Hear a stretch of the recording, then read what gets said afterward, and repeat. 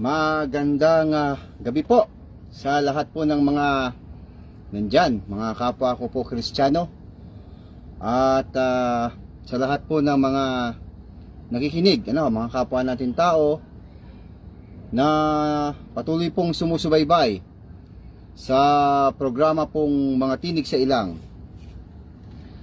Ayan, ngayon po ay araw po ng Biyernes. Tayo pong muli ay magkita-kita at magsama-sama.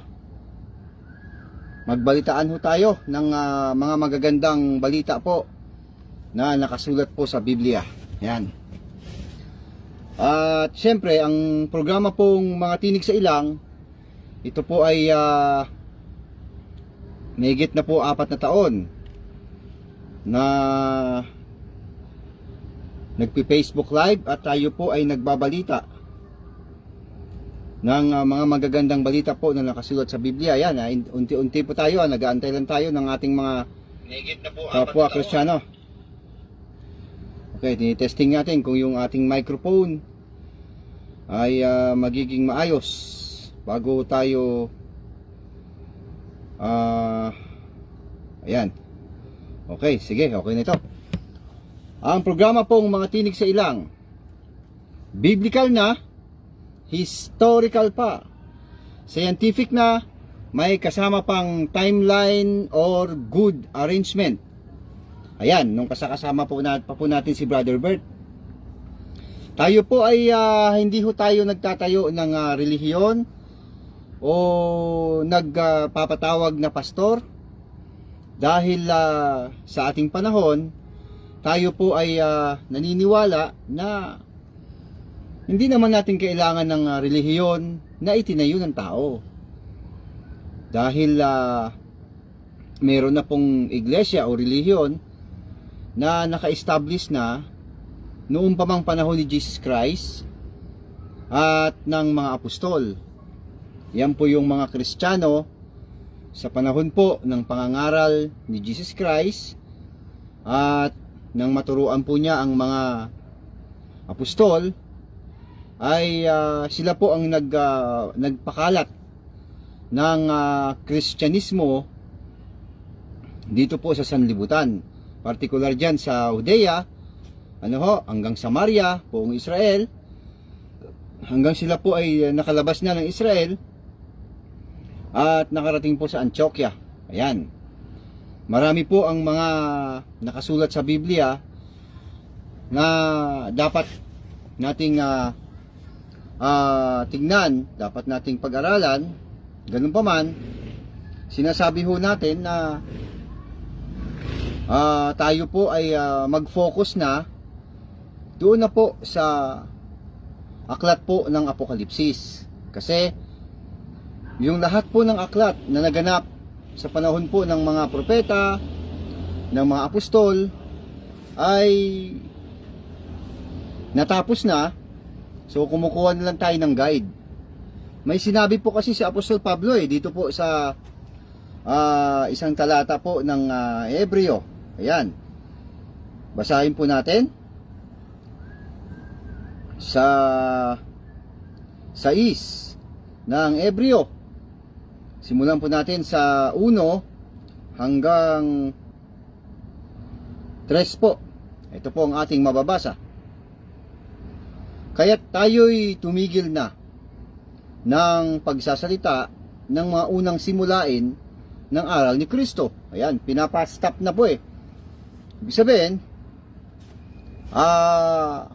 move on. Mag-move on na. Ibig sabihin, ayos na ho yun Sabi po ng sulat dito, at tayo'y magpatuloy sa kasakdalan na huwag nating ilagay na muli ang kinasasaligan ng pagsisisi sa mga patay na gawa at pananampalataya sa Diyos, ng aral tungkol sa mga paglilinis at ng pagpapatong ng mga kamay at ng pagkabuhay na maguli ng mga patay at ng paghukom na walang hanggan, at ating gagawin ito kung ipahintulot ng Diyos. Marami pong nalilito sa ganong sulat na yan dito po sa programang mga tinig sa ilang, yan pong sinabi na yan sa Hebreo 6. Ayan, dito po sa magandang balita Babasahin po natin ha. Kaya't iwanan natin ang mga panimulang aralin tungkol kay Kristo at magpatuloy tayo sa mga aral na para sa mga may sapat na gulang na. Tigilan na natin ang muling paglalagay ng pundasyon tungkol sa pagtalikod sa mga gawang walang kabuluhan at tungkol sa pananampalataya sa Diyos, tungkol sa mga iba't ibang seremonya ng paglilinis at pagpapatong ng mga kamay at tungkol sa muling pagkabuhay ng mga patay. At sa hatol na walang hanggan, magpatuloy nga tayo at iyan ang gagawin natin kung loloobin ng Diyos. Ibig sabihin ang sinabi ng Apostol Pablo, yung mga simulain, yung mga nakaraan pa, nung si Jesus Christ ay ipinanganak ni Maria, ayan, pumunta siya sa Jerusalem, sa templo, nung nagkaroon po siya ng dedication, nakaharap niya kung ano-ano pa pong mga seremonyas, mga nakaraan po ng mga aralin, hanggang sa si Jesus Christ ay nangaral, hanggang sa dumating na po ang mga apostol. Ayan, ang ibig sabihin po ng sulat po na binasa natin sa Hebreo sa ay mag-level up na. Ayan, mag-level up na po, ibig sabihin, alam na natin yun eh. Alam na natin ang mga nangyari nung mga nakaraan. Kaya hindi na dapat yan binabalik-balikan pa. Dapat level up. Ayan, ang sabi ng Apostol Pablo, gagawin daw natin yan kung loloobin ng Diyos. Ibig sabihin, hindi naman po kinalimutan na, kundi gagawin lang kung loloobin ng Panginoon Diyos. Kasi nga, pinapa-move on na tayo, pinapa-abante na tayo.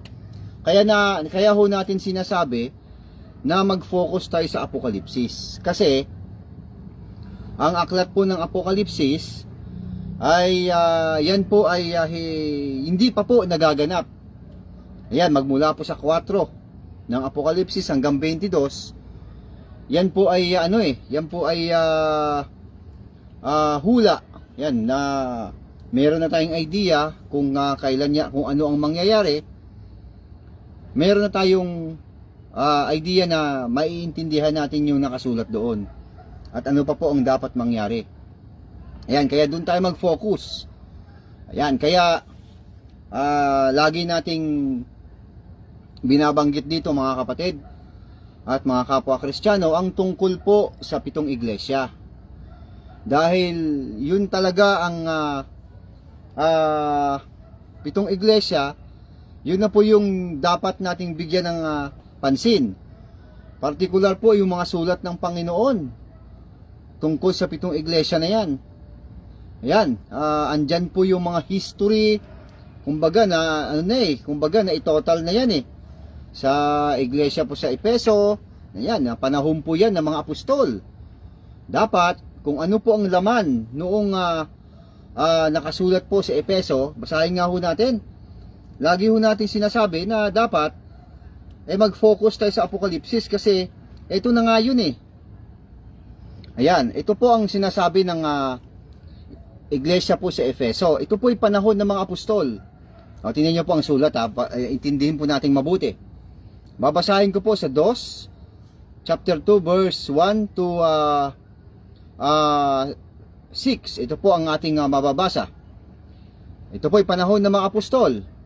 Ito ang sinasabi ng may hawak na 7 bituin sa kanyang kanang kamay at lumalakad sa gitna ng 7 ilawang ginto. Yan, si Jesus Christ po ang tinutukoy. Sabi ng Panginoong Hesus sa mga apostol, mga Kristiyano sa panahon po ng mga apostol.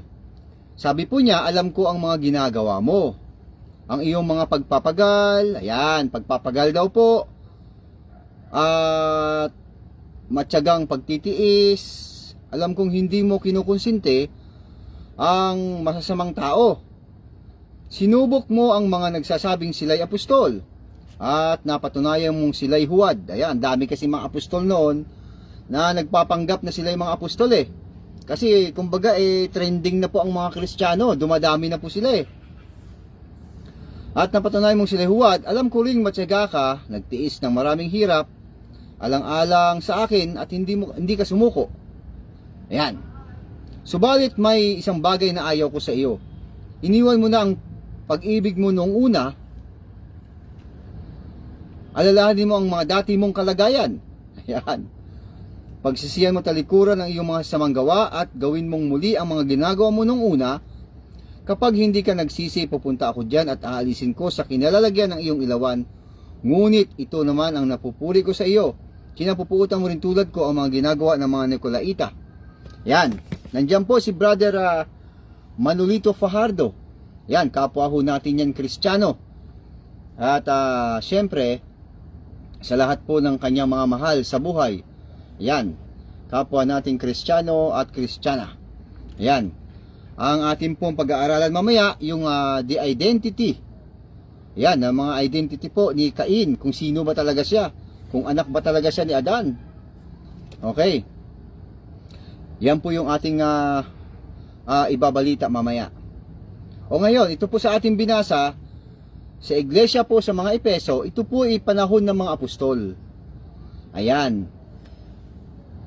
Kumbaga, sinasabi natin ito yung pinaka-total na Meron pong sinasabi si Jesus Christ sa mga panahon po ng mga Kristiyano sa panahon ng mga apostol na sinasabi po niya doon sa mensahe na yan na marami ding hirap ang naganap sa panahon na yan at marami pong mga huwad na apostol. Ayan, yung mensahe po ni Jesus Christ sa panahon ng sa iglesia po sa Epeso, panahon po yan ng mga apostol. Kasi po ang 7 iglesia po kasi parang hagdan-hagdan yan. Ano ho? Nakasalansan na yan. May iba't ibang sulat si Jesus Christ. Ayan. So dahil wala na po yung mga apostol, at ito na nga, nagbigay na si Jesus Christ ng mga mensahe, mga sulat. Ito naman yung ikalawang iglesia, ay yung pong iglesia po sa Smyrna. Ayan. Yung iglesia naman po sa Smyrna, diyan naman po naganap yung matinding kahirapan na nagaganap sa panahon ng mga, kasi wala na po yung mga apostol diyan, patay na silang lahat. Ayan, kaya nagpauna na po ang Panginoong Hesus na kailangan maisulat ito para malaman po ng mga tao, partikular sa ating panahon. Nandiyan po si Brother Chandler Rodriguez ng Hong Kong. Ayan, magandang gabi po kapatid. Siyempre, ano natin yan, kapwa nating Kristiyano yan, at sa lahat po ng kanyang mga mahal sa buhay. Kapwa nating Kristiyano at Kristiyano, mag-message lamang po ang mga nandyan kasi maganda rin po yung ating pag-aaralan mamaya.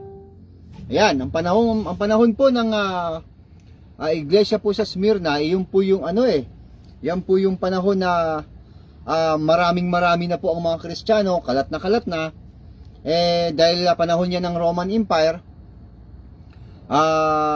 sila po ay ginagawa na po silang entertainment. Ayan, pinapatay ho sila sa pamamagitan po ng pagpapakain, pagpapalapa sa mga mababangis na hayop gaya ng leon, tigre, at kung ano-ano pang mga entertainment, katuwaan, kasiyahan nitong mga Roman Empire.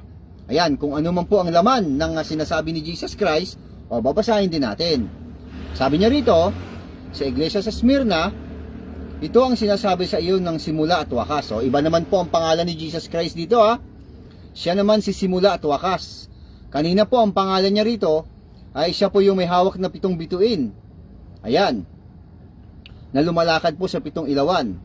Dito naman po sa Smyrna, iba naman ang pangalan ni Jesus Christ. Siya naman po ang simula at wakas, ang namatay at muling nabuhay. Sabi niya rito, alam ko ang mga kapighatian na dinaranas mo. Alam kong mahirap ka, ngunit ang totoo'y mayaman ka. Ayan yung binabanggit natin na grabe ang kahirapan ng mga kapwa nating Kristiyano sa panahon na ito.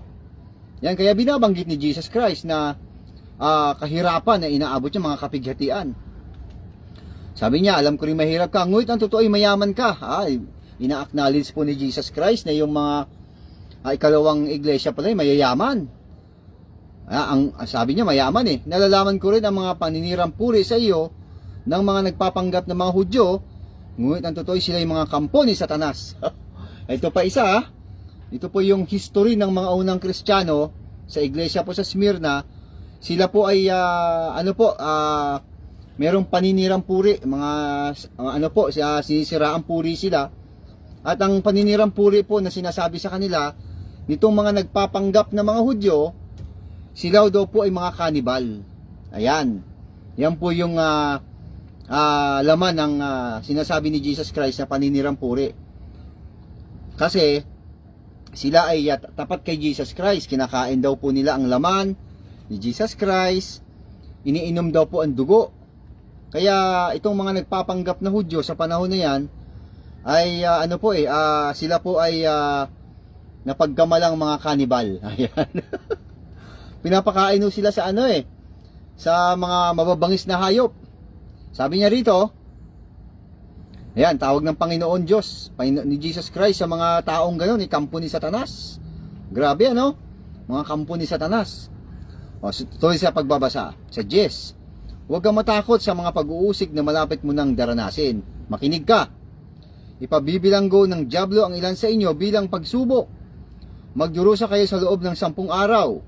Matili kang tapat hanggang kamatayan at gaganti pala kita ng korona ng buhay. Ayan. Ang galing Ayan, 10 araw, equivalent po niyan 10 taon. Ayan, ayon sa history, ang panahon po na yun ay nag-start ang kanilang kahirapan dyan ay 303 hanggang 313. Ayan. Common Era. Pagkatapos na po ni Jesus Christ. Yan po yung time ng Roman Empire na nagpahirap po sa ating mga kapwa Kristiyano dyan sa panahon sa iglesia po sa Smyrna. Para ho sa kanila yon. Ayan. Yan po yung panahon na yan ay grabe rin ang kahirapan na naranasan ng mga kapwa Kristiyano. O pagkatapos niyan, iglesia naman sa Pergamo, yung pangatlo. Ito naman, iglesia sa Pergamo, panahon naman po ito ni Constantine, Emperor Constantine, dahil meron siyang planong pag-isahin ang naghiwalay kasi ang dalawang Roman Empire. Meron pong West at merong East. Ayan, yung West po, ito yung bandang Europe. Itong East naman, siyempre, ito yung bandang Asia. Ayan. Nagtayo siya dyan ng capital city dyan sa Turkey, yung Constantinople. Yan, si Constantine dyan sa Turkey. Ayan, siya po ang kauna-unahang Kristiyano na emperor ng Roman Empire. Ginamit po niya ang mga Kristiyano para mapag-isa po niya ang Roman Empire. At nangyari po yun dahil naniniwala siya na ang mga Kristiyano ay ginagabayan ng Panginoon Diyos. Kaya nagwagi siya na pag-isa po niya ang Roman Empire. At nagkaroon po ng panandaliang katahimikan ng mga Kristiyano. Ibig sabihin, nakapagpahinga sila sa persecution na ginagawa sa kanila sa panahon po ni Constantine. Ayan. O ngayon, babasahin natin kung tama tayo. Ayan. Isulat mo sa iyang anghel ng iglesia sa Pergamo, sa 12 na po ito, 2:12 hanggang 16. Ito po ang laman ng sulat ni Jesus Christ sa mga kapwa nating Kristiyano sa Pergamo. Panahon po ng Roman Empire na si Constantine. Ito ang sinasabi ng may hawak na matalas na tabak na sa magkabilay may talim. Yan. Ang tawag naman po kay Jesus Christ dito, may hawak na tabak na may 2 talim. Meron ibig sabihin kasi yun O ito, tuloy. Alam ko kung saan ka nakatira. Sa kinaroroonan ng trono ni Satanas. Naku po, naloko na. Trono ni Satanas pala yung lugar na yun. Sa Pergamo. Gayon may natili kang tapat sa akin, hindi mo tinalikuran ang iyong pananampalataya sa akin. Kahit noong si Antipas, na tapat kong lingkod ay patayin dyan sa kalagitnaan ninyo, sa lugar na tinitirhan ni Satanas. Ayan, subalit may ilang bagay na ayaw ko sa iyo. May ilan sa inyo na sumusunod sa katuruan ni Balaam. Ayan, na nagturo kay Balak upang mahikayat ang mga Israelita na magkasala. Kaya't kumain sila ng mga pagkaing nandog sa mga Diyos-Diyosan at nakiapid. Mailan din sa inyong sumusunod sa katuruan ng mga Nikolaita. Kaya't magsisikat talikuran ang iyong mga kasalanan. Kung hindi, pupunta ako dyan at sa lalong madaling panahon at pupuksain ko ang mga taong iyon sa pamamagitan ng tabak na lumalabas sa aking bibig. Ayan. Ibig naman sabihin yan, si Antipas kasi, pinatay po dyan sa pamamagitan po ng tabak habang nagmamarcha po sila, habang nagpo-procession sila, ano ho. Kasi sikat na rin po si Antipas sa panahon na yan, ni Constantine. Hindi kasi maaaring si Constantine po yung unang Kristiyano. Siyempre tumatakbo ang panahon, nag-iiba-iba na rin, bumalik na rin po yung kahirapan nila. Ayan, ng mga kapwa nating Kristiyano sa panahon na yan, sa iglesia sa Pergamo, dahil tumatakbo ang panahon napapalitan po si Constantine hanggang sa ito na, bumalik na naman sa kahirapan ang mga kapwa nating Kristiyano. Ngayon, yung pang-apat naman, ito matindi. Iglesia po sa Tiatira. Pagdating po sa iglesia naman sa Tiatira, ito naman po panahon po ng Dark Ages. Ayan. Dahil ang panahon po ng mga Roman Empire sa panahon na yon ay tabak at kalasag. Ibig sabihin, armas ang pinapairal nila para sa pananakop nila. Armas o tabak at kalasag. Okay, yan ang paraan nila at mga sundalo. Dahil nawala na yung West Roman Empire, yung East na lang ang natira dyan sa Turkey, yung Constantinople na yan, na capital city nila. Ito pong iglesia sa Tiatira, ito pong Roman Empire West, gumawa ho ng paraan sa pamamagitan naman na hindi na kalasag at hindi na po tabak ang ginamit, kundi relihiyon. Ayan, dyan na po nag-start. Ito po'y panahon ng Dark Ages. Ito po'y panahon na ng mga papa. Ayan, dyan na po sila namayagpag hanggang sa natalo na nila ang East. Nawasak na po yung Constantinople. Sila na po, dominante na po ng Western Roman Empire, ang Europa. Ayan, dyan sila nagpasimula. Ayan, kaya nga po yung napakarami na po ang panahon na yan. At dito na sila nag-start. Ayan. Ngayon, kung ano mo po ang laman nito, sinasabi ko, ito, basahin natin. Ito ang sinasabi ng anak ng Diyos na may mga matang parang apoy, na nagliliyab at mga parang kumikinang na parang tansong pinakintab. Ayan, iba naman ang pangalan ni Jesus Christ, Alam ko ang mga ginagawa mo, ang iyong pag-ibig, katapatan, paglilingkod at pagtsatsaga. Nalaman ko ang mga ginagawa mo ngayon ay higit kaysa noong una. Ayan. Ngunit ito ang ayaw ko sa iyo. Ito na. Pinapayagan mo si Jezebel, ang babaeng nagpapanggap na propeta, naturuan at linlangin ang aking mga lingkod upang makiapid at kumain ng pagkain nandog sa mga Diyos-Diyosan. Yan, nagturo na kasi itong West Roman Empire sa katuruan po ng babae. Kaya ibinalik ni Jesus Christ itong si Jezebel. Alam niyo na kung sino tinutukoy dyan. Yung babae na pinapanalanginan pa hanggang ngayon. Kaya ibinalik ni Jesus Christ si Jezebel. Paras na parehas Ngayon, 21, binigyan ko siya ng sapat na panahon upang pagsisiyan at talikuran ang kanyang pakikiapid, ngunit ayaw niya. Sabihin, umaalis na po sa pagiging Kristiyano at umaattend na doon sa itinayo nitong mga Roman Empire sa West. Ibig sabihin, umaalis na sa pagiging Kristiyano. Pakikiapid, tawag ng Panginoon doon Meron ka ng mahal, tinalikuran mo at nakiapid ka sa ibang relihiyon. Yan ang tawag dyan. Kaya nga, bibigyan ko siya ng malubhang sakit, pati ang mga kasama niya, sa pangangalunya. Daranas sila ng matinding kapigatian kung hindi nila pagsisiya at talikuran ng kanya kahalayang ginawa nila sa piling ng babaeng iyan. Kaya papatayin ko ang kanyang mga anak upang malaman ng mga iglesia na sinesiyasat ko ang puso't isip ng mga tao at gagantihan ko ang bawat isa sa inyo ayon sa inyong mga gawa. Ngunit para sa ibang mga taga-Tiatira na hindi sumusunod sa katuruan ni Jezebel at hindi natuto ng tinatawag na malalim na lihim ni Satanas. Yan, yung pala ano pala ni Satanas yun? Yun ang kanyang ginagawa, na lihim niya. Ito ang sinasabi ko sa inyo, hindi ko kayo bibigyan ng ibang pasanin. Ngunit panghawakan ninyo kung anong mayroon kayo hanggang ako'y dumating. Sa magtatagumpay itutupad ng ipinapagawa ko hanggang wakas, ibibigay ko sa kanya ang pamamahala sa mga bansa. Ayan. So ganyan po ang sinasabi ni Jesus Christ sa iglesia sa Tiatira. Yan po ay Dark Ages. delikado po ng panahon na nakakatakot sa panahon na yan. Nandyan po si Sis Offie, dyan naman po sa Makati. Ayan. Yan po ang ibig sabihin niya mga kapatid, nakasalansa na yan. So nakaapat pa lang tayo yung yung pitong iglesia na yan, kaya sinasabi natin palagi, na dyan na tayo mag-focus kasi nandyan yung mga detalye. Yan. Ngayon, ang panlima, basahin naman natin yung iglesia naman po sa Sardis. Yung panahon po na iglesia sa Tiatira, yung pang-apat, alam nyo ho ba na ang mga Kristiyano noon na hindi sumunod sa katuruan ni Jezabel, ibig sabihin, hindi po umanib doon sa iglesia, relihiyon, na itinayo ng West Roman Empire.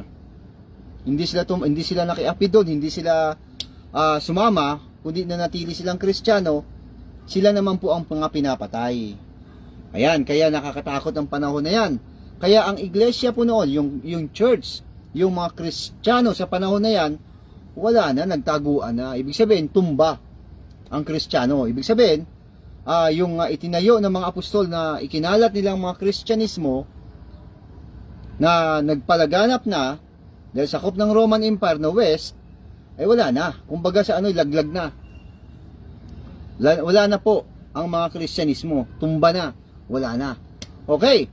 Ito na ngayon, siyempre, Panginoon Diyos yan Si Jesus Christ yan makapangyarihan yon. Ito ngayon, mayroon na naman siyang ginamit na tao sa panahon na yan. Para lang bumangon uli ang mga Kristiyano. Yan, dyan po si brother, may sisama kayo yung mga nandyan para kayo po ay ma-shoutout po dito sa programang Mga Tinig sa Ilang. Meron na tayong pag-aaralan mamaya tungkol po ito kay Cain. Ipagpapatuloy ho natin yon. Kung ano pong pagkakakilanlan ni Cain. Ayan. Okay. So, gumawa ng paraan ng Panginoon Diyos para mabuhay uli ang mga Kristiyano. Kaya ito ang sulat niya. Panglimang iglesia. Tingnan natin kung ano po laman. Ito ang sinasabi ng nagtataglay ng 7 espiritu ng Diyos at ng 7 bituin.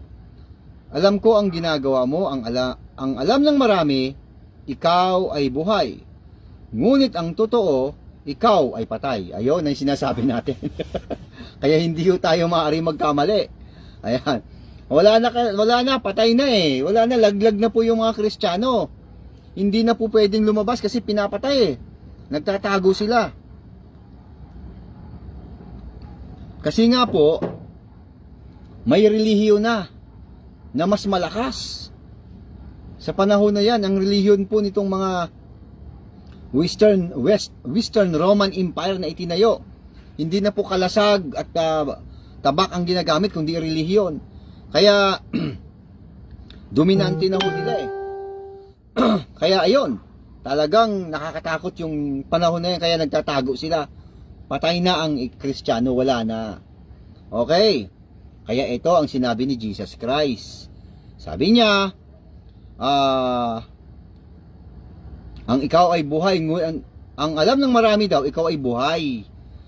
Pero ang totoo, ikaw ay patay. Si Jesus Christ nagsabi noon.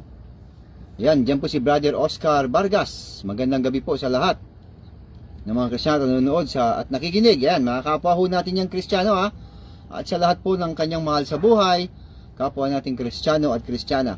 O, di ba? Di tayo nagkamali. Na talagang si Jesus Christ mismo ang nagsabi na ang mga Kristiyano patay na, wala na. Bakit wala na? Kasi nga doon pala sa ika-4 na iglesia, may itinayong relihiyon na ubod ng lakas. Pumapatay talaga yon. Kaya nga Dark Ages ang tawag dyan sa panahon na yan. Yung panahon po ng mga papa. Ayan. Yun yung mensahe niyo kay Jezabel. Yun. Ayun. So, ang Panginoon po ay gumawa ng paraan para muling bumangon ang mga Kristiyano at ito ang kanyang mensahe. Tuloy natin sa pagbabasa. Kaya't gumising ka. Pag sinabi pong gumising ka, ibig sabihin, tulog yun. Sabi ni Jesus Christ, patay. Pinapagising niya Gumising ka. Palakasin mo ang nalabi pa sa iyo upang hindi ito tuluyang mamatay. Meron pang kaunti. May mga Kristiyano pa pala na mga kaunti. Mga naninindigan pa.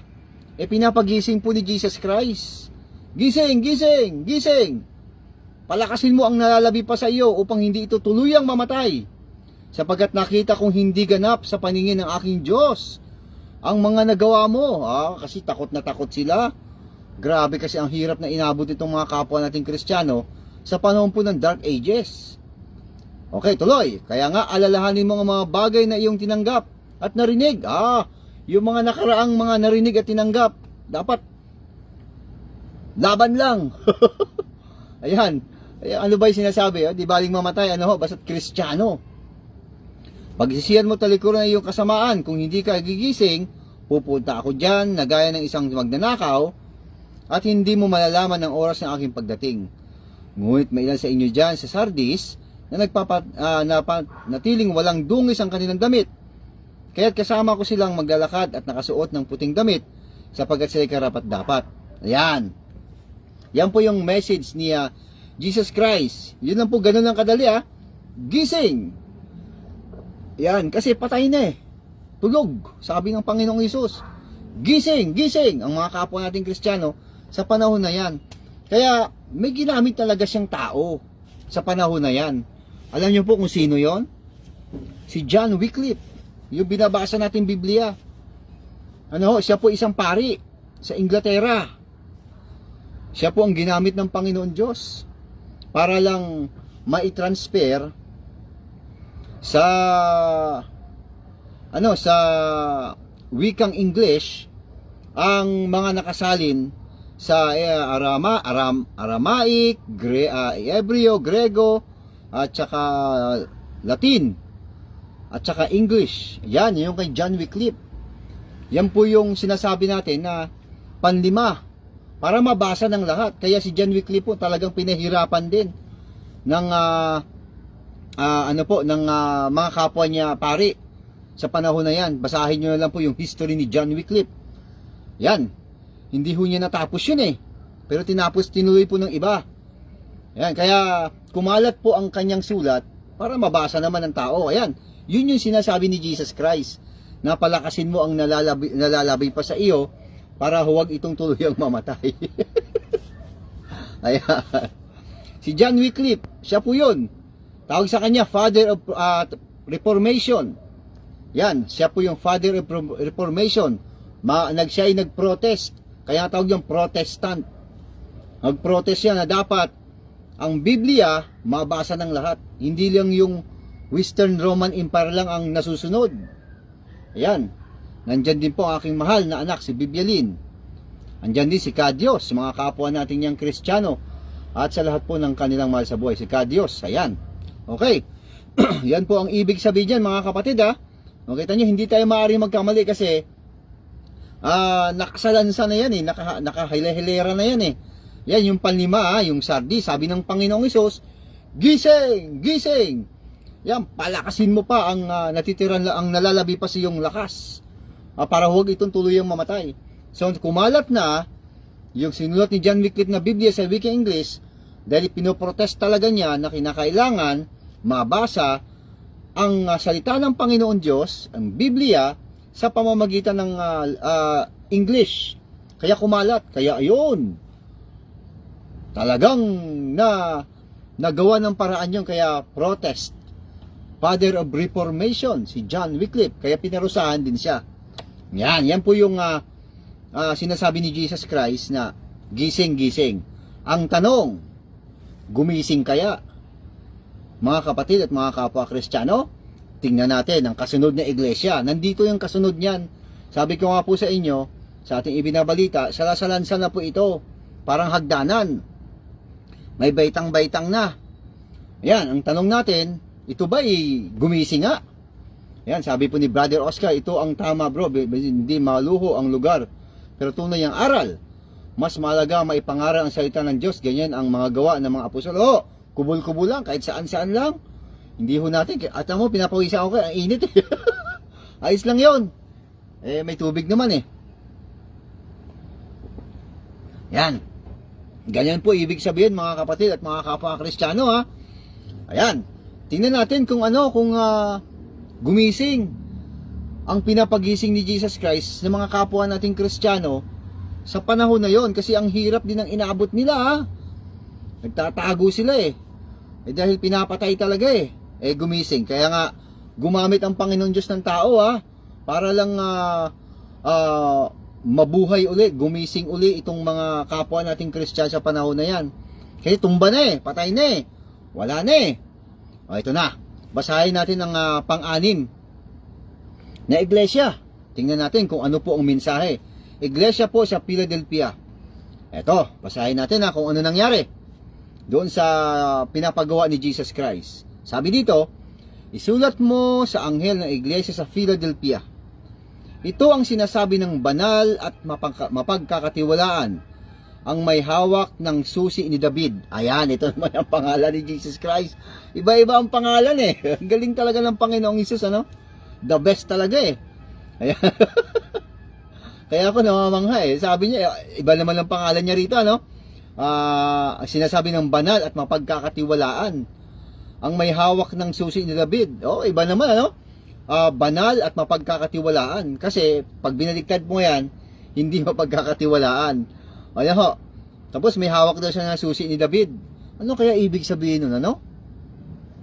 Galing tayo doon sa patay na mga Kristiyano, sabi ni Jesus Christ, mga patay na, tapos pinapagising niya, at palakasin pa ang nalalabi, para wag daw tuloy ang mamatay. Pinapagising niya eh. O ngayon, ang kasunod na iglesia, mapagkakatiwalaan. Banal daw siya at mapagkakatiwalaan, tapos may hawak siya ng susi ni David. Ano kaya ibig sabihin nun, ano? Tuloy lang ang basa. Walang makakapagsara ng anumang binubuksan niya. Eto na. Ang galing. Walang makakapagsara ng anumang binuksan niya. Okay. At walang makakapagbukas ng anumang sinasarhan niya. Yung pala ibig sabihin, ano? Kaya pala may hawak si Jesus Christ na susi, ni David, wala palang makakapagsara kung binubuksan niya. Tapos wala namang makakapagbukas kung sinarhan niya. Ano kaya ibig sabihin nun? Tuloy lang muna ang pagbabasa. Alam ko ang mga ginagawa mo.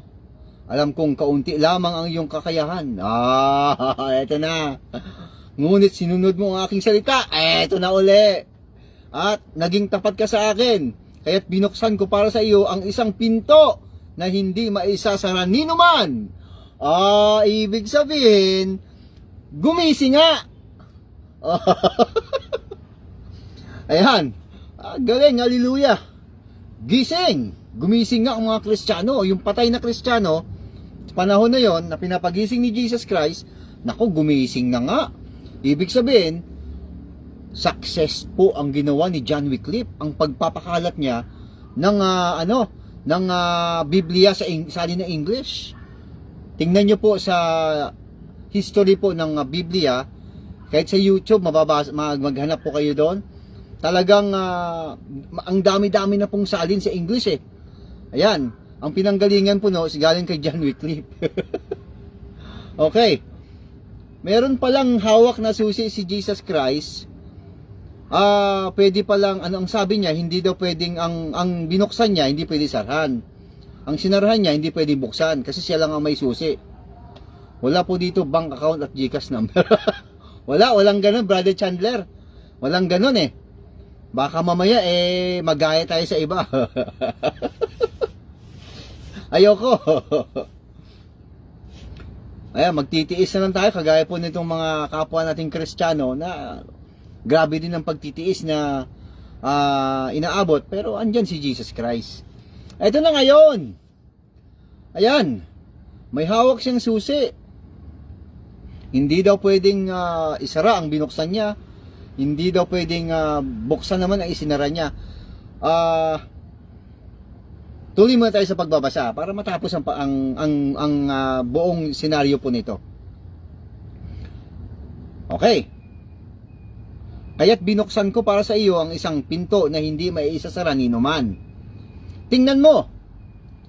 Palalapitin ko sa iyo at paluluhurin ang mga kampo ni Satanas. Naku, naloko na. Gaganti pala, no? Kasi may hawak na ng susi. Sinasarhan pala eh. Tsaka, ewan ko, grabe pala inabot nila, no? Yan, paluluhurin ko, sabi ng Panginoon, ang mga kampo ni Satanas na nagpapanggap ng mga Hudyo. Nakaw, meron pala mandaraya, nagpapanggap na Hudyo. Ngunit hindi naman. Sa halip, ay nagsisinungaling. Malalaman nilang minamahal kita. Ang binabanggit ni Jesus Christ na minamahal kita, yung Christian. Yung mga kapwa nating Kristiyano. Alam nyo po, napakalambot lang po eh. Napakagaan lang. Ito lang ang patunay sa iglesia sa Philadelphia. Yan. Lambot-lambot lang ang pinapagawa ni Jesus Christ. Ang kailangan lang niya gumising eh. O ngayon, ito na yung panahon po ng pang-anim na iglesia. Sabi ng Panginoon, malalaman nilang minamahal kita, mahal po niya ang mga Kristiyano. Bakit? Sapagkat tinupad mo ang aking utos. Na magtiis, iingatan naman kita sa panahon ng pagsubok na darating sa lahat ng tao, sa buong daigdig. Ayun ang garantiya. Yun ang garantiya. Yan, iingatan pala ni Jesus Christ ang mga kapwa Kristiyano. Yan, sa mga pagsubok dito sa daigdig. Kasi ang daigdig kay Satanas na ito eh. Sabi niya, darating ako sa lalong madaling panahon, kaya ingatan mo kung ano ang nasa iyo, upang hindi maagaw ni numan ang iyong gantimpala. Ang gantimpala kasi na yan, binabanggit, pag ikaw ay nanatiling Kristiyano, yan, hindi ka dapat nakiapid sa ibang relihiyon. Ano ho? Yan, okay. Ano kaya ibig sabihin ni Jesus Christ doon sa may hawak ng susi ni David? Ayan. Okay, basahin natin si Kadios. Meron siyang kapatid. Ang dami kong nalalaman dito, gaya ng 7 iglesia, Sabat, at kung bakit si Cain ay hindi tinanggap ang handog. Sa mga ito ay mas mahalaga, ay madali na lang pala maging bahagi ni Kristo. Opo. Yan, madali lang po 'yun. Hindi ko lang mabasa yung ito. Teka lang, basahin ko lang. Kasi mahalaga po yung mensahe ng mga kapatid.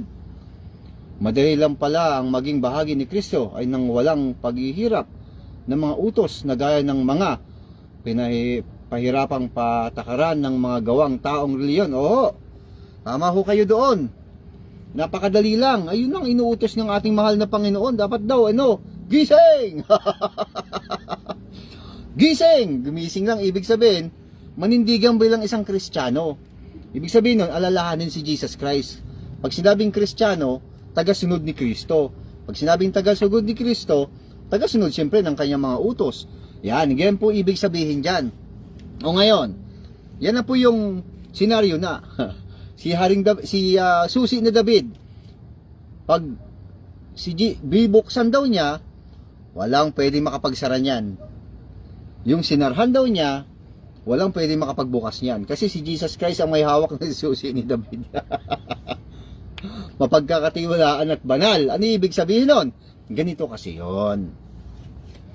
Si Jesus Christ, ang mga Kristiyano po sa panahon na yon, sa Tiatira pa lang sa pang-apat, di po ba sabi po ng Panginoon, sabi natin, patay na, sabi ni Jesus Christ ang iglesia na yan. Sabi doon ng iba, ikaw ay sabi ng ilan, ikaw ay buhay, ngunit ang totoo, ikaw ay patay. Ayan, patay naman talaga eh. Sabi niya, pagsisiyan mo raw at palakasin daw nalalabi pa sa iyo. Ayan, sabi ng Panginoon. So, ayan. So, pinapabuhay o pinapagising. Nandiyan po si Brother Alvin Kabautan. Ayan. Diyan naman po yan sa Australia. Magandang gabi po, Brother Alvin Kabautan. Siya po ay kapwa nating Kristiyano.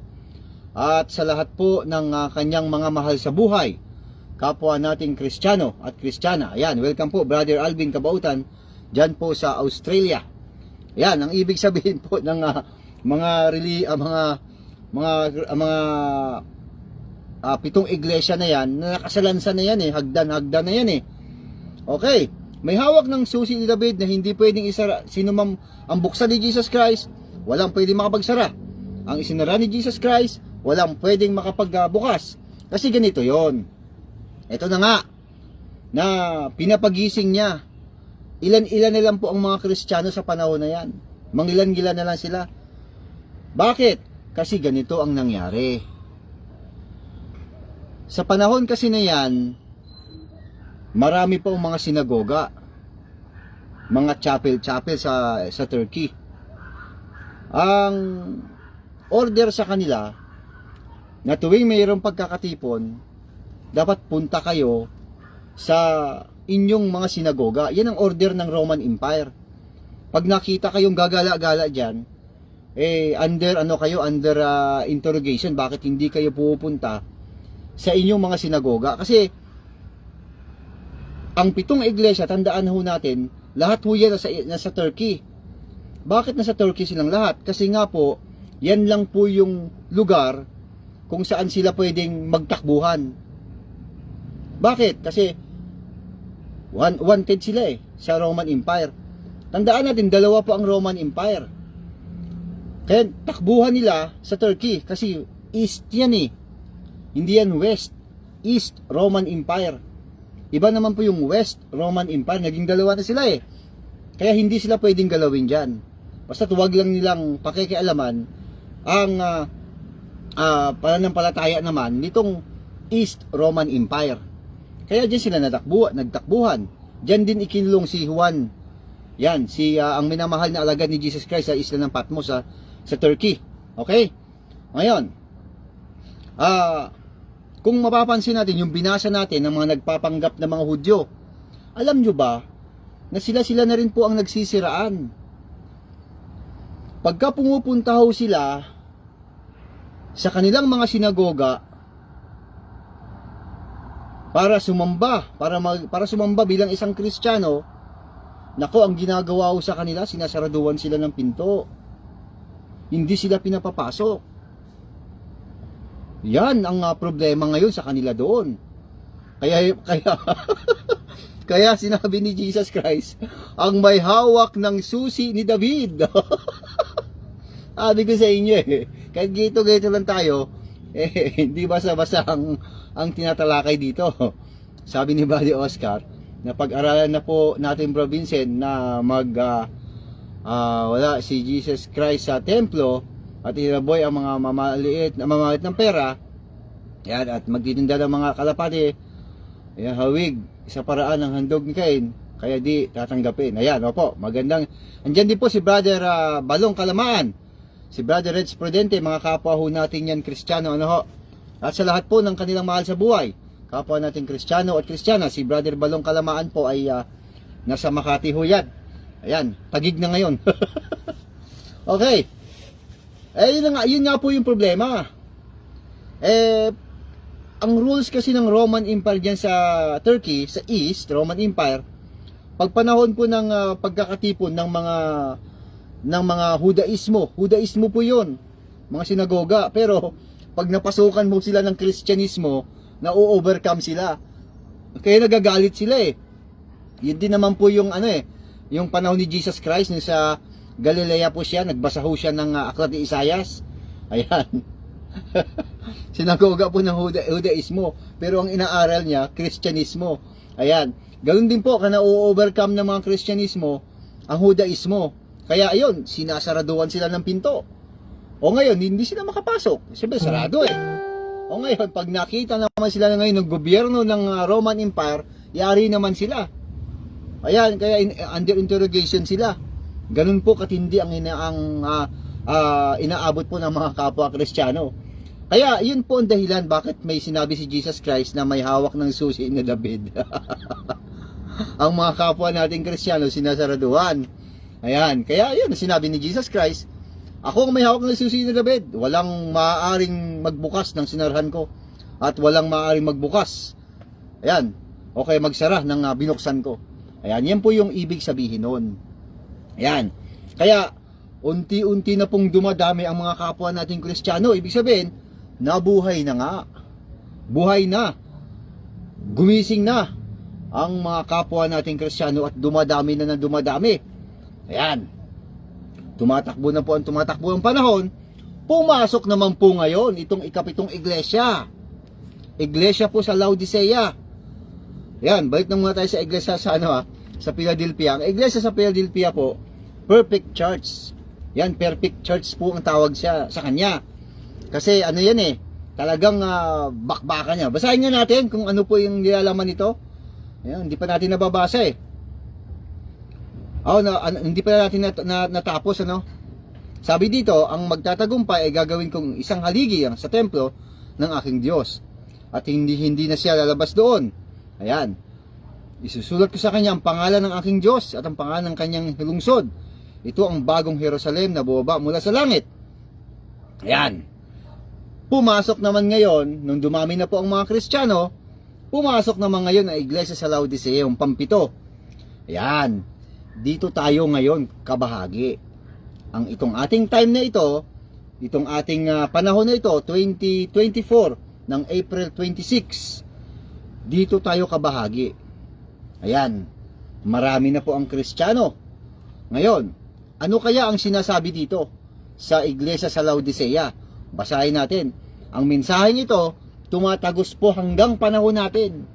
Kaya ko po ibinabalita, palagi-lagi ito, dapat ito palagi ang tututukan natin. Dito tayo dapat mag-focus sa iglesia po sa Laodicea. Ayan, ang pampitong iglesia. Ito, dito tayo nakabahagi. Hindi doon sa first 6, hindi doon. Dito tayo sa pampito. Ano kaya laman nito? Ito po ang nakalagay. Ito ang sinasabi niya na ang pangalan, Amen. Amen naman siya ngayon. Si Jesus Christ, Amen naman. Ayan, ang tapat at tunay na saksi at siyang pinagmulan ng lahat ng nilalang ng Diyos. Si Jesus Christ talaga yan. Alam ko ang mga ginagawa mo. Alam kong hindi ka malamig ni mainit. Mabuti pa sana kung ikaw ay malamig o mainit. Ngunit dahil ikaw ay maligamgam, hindi mainit ni malamig, isusuka kita. Ito naman ngayon yung mensahe, ano? Yan, kasi dumami na po ang mga Kristiyano. Hanggang sa 2024 na ito, April 26. Ang dami-dami na po mga Kristiyano. Ang dami na nga mga relihiyon eh. Nandiyan po si Brother Noel Ferguson. Ayan, good evening to all. Siya po ay kapwa rin nating Kristiyano. At sa lahat po ng kanyang mga mahal sa buhay, kapwa ho nating Kristiyano at Kristiyana. Welcome po Brother Noel Ferguson. Ayan, ito na po ang ibig sabihin niya ng pampito, na dito tayo nakabahagi. Dito tayo kabilang. Ayan, ang binabanggit ho naman ho ni Jesus Christ dito, ayaw po niya na ikaw ay maligamgam. Yan, neutral. Ibig sabihin, wala kang wala kang pinapanigan, naka-neutral ka. Ang gusto ni Jesus Christ, pwede kang mainit, pwede kang malamig. Ayaw niya na ikaw ay maligamgam. Yan ang gusto ni Jesus Christ. Ayaw niya na ikaw ay maligamgam. Gusto niya, pag mainit ka, mainit lang. Pag malamig ka, malamig. Sabi niya, kung ngunit dahil ikaw ay maligamgam, hindi mainit ni malamig, isusuka kita. Ayan. Ano po ibig sabihin nun? Ang ibig sabihin nun, na isusuka kita, nandun ka na sa loob. Ayan, hindi ka maramdaman, maligamgam ka eh. O di isusuka ka. Pag isinuka ka, ibig sabihin nun, nasa labas ka na. O ayari na, tapos na. Goodbye Philippines na. Kaya dapat, pwede kang malamig, pwede kang mainit. Ano ho? Ano ibig sabihin? Para naramdaman ka ni Jesus Christ. Paano kanya mararamdaman? O tuloy ang pagbabasa. Sabi dito, sinasabi mong ikaw ay mayaman, sagana sa lahat ng bagay, at wala nang kailangan pa. Ganyan ngayon ang tao. Marami akong kilala niyan. Ano ho? Marami akong kilala niyan. Wala na rin siyang kailangan. Marami siyang pera, ari-ari yan. Pag gising ho niya sa umaga, bubuksan ho niya ang kanyang rep, daming laman. Bubuksan niya ang kanyang palabigasan, ang daming laman. Mag-uutos lang siya sa katulong, kakain siya, nagagawa. Ibig sabihin, wala nang pag-ala-ala kay Jesus Christ kasi wala na rin siyang kailangan. Yun ang sinasabi ng Panginoon eh. Sagana sa lahat ng bagay na raw at wala nang kailangan pa. Ngunit, hindi mo nalalamang ikaw ay kawawa, kabag-habag, dukha, bulag, at hubad. Ayan. Naloko na. Yan ang sasapitin ng mga hindi umaala-ala kay Jesus Christ. Yan, hindi kanya nararamdaman kasi maligamgam ka. Kaya napakahalaga po yung lagi natin sinasabi na alalahanin si Jesus Christ. Yung ating mga mahal sa buhay, na handa ng matulog, handa maglaro ng mga games, kung ano pa man. Dapat dedicated lahat yung kay Jesus Christ. King of Plaridel. Si Valerie Chandler, King of Plaridel. Wala na doon, umalis na roon. May bahay na siya doon sa sa kabila. Mamaya. Ito muna at naalala ko, pinaalala sa akin ng Panginoon to na dapat daw i-address naman ito uli. Huwag daw kalimutan yung 7 iglesia. Hindi, wala akong yung paksa ko, kaperaso lang, pero ito lang pinaalala. Nung umupo ako bigla na lang pumasok agad ito Hindi ko naman expected to. Bakit pag upo ko rito, ito agad ang pinabungad niya sa akin. Ibig sabihin, pinapaalala niya itong 7 iglesia. Kasi ito nga yun wala nang iba. Ito na nga yun ang dapat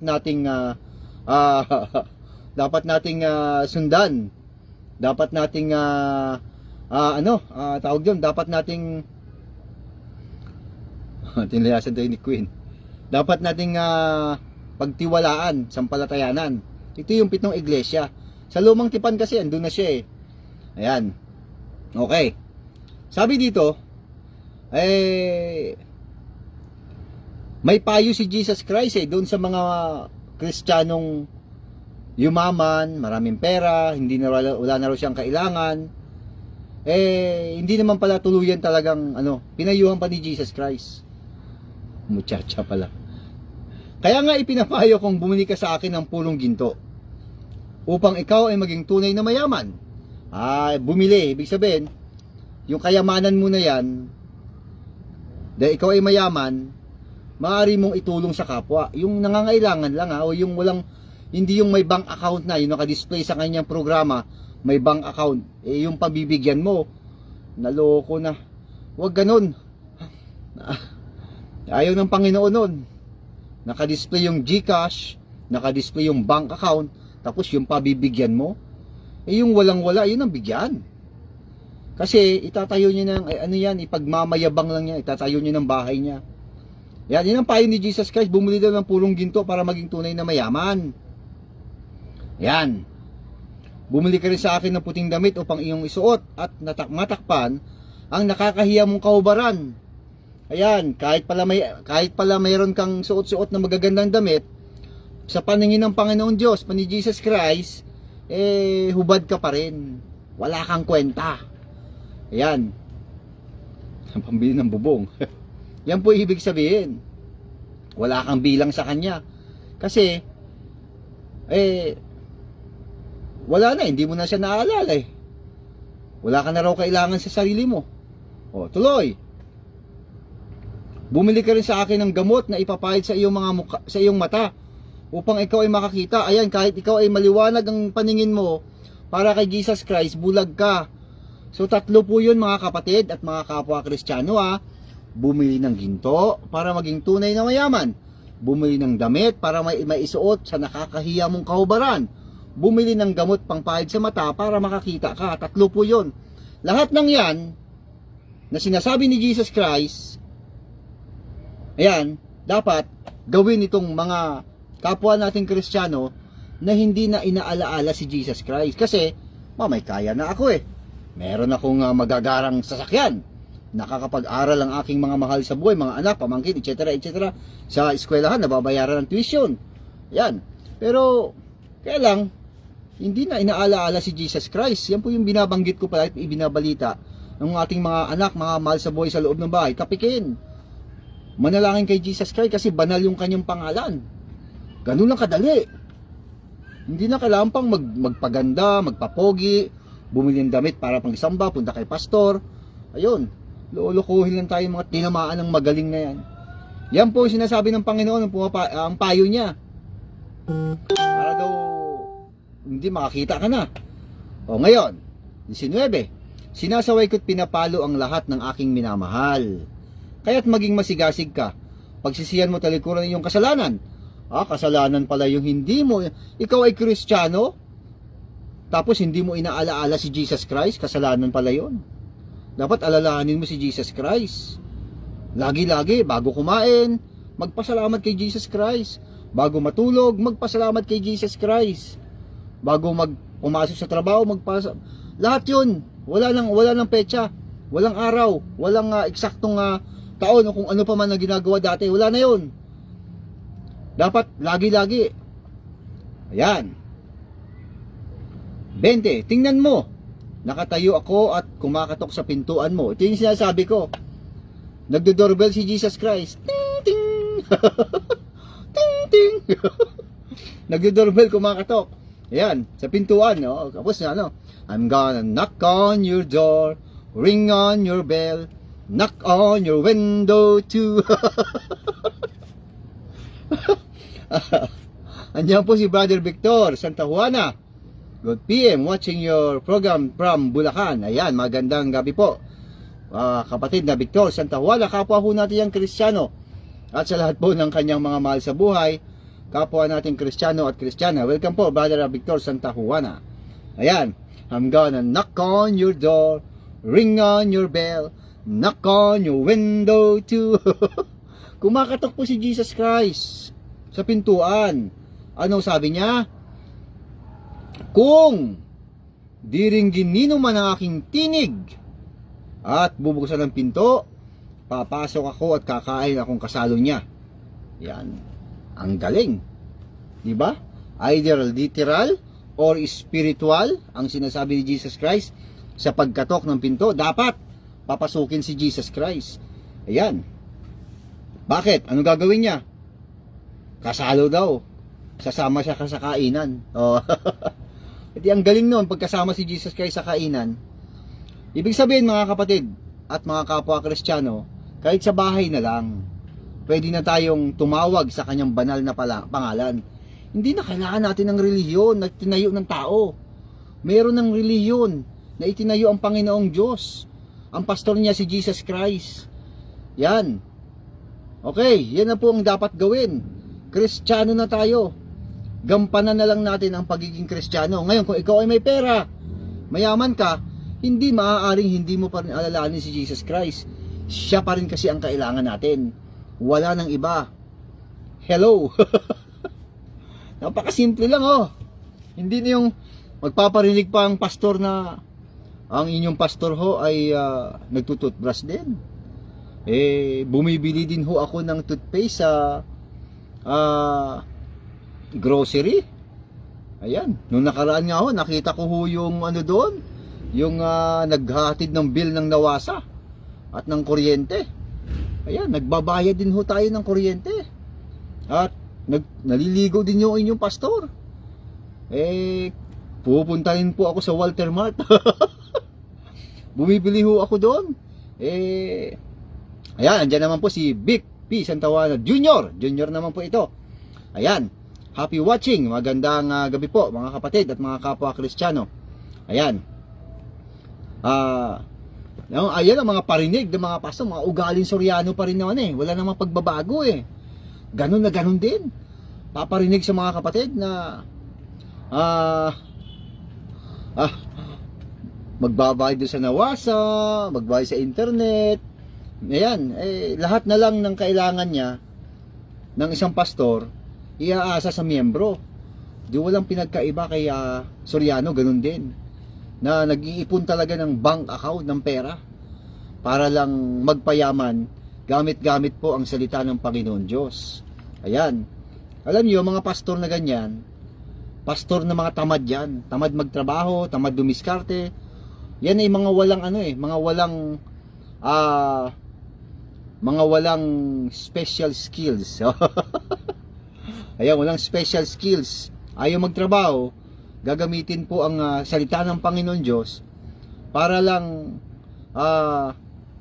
makapag-imbak ng pera sa bangko. Yan. Kaya marami po ang nauuto talaga, marami ang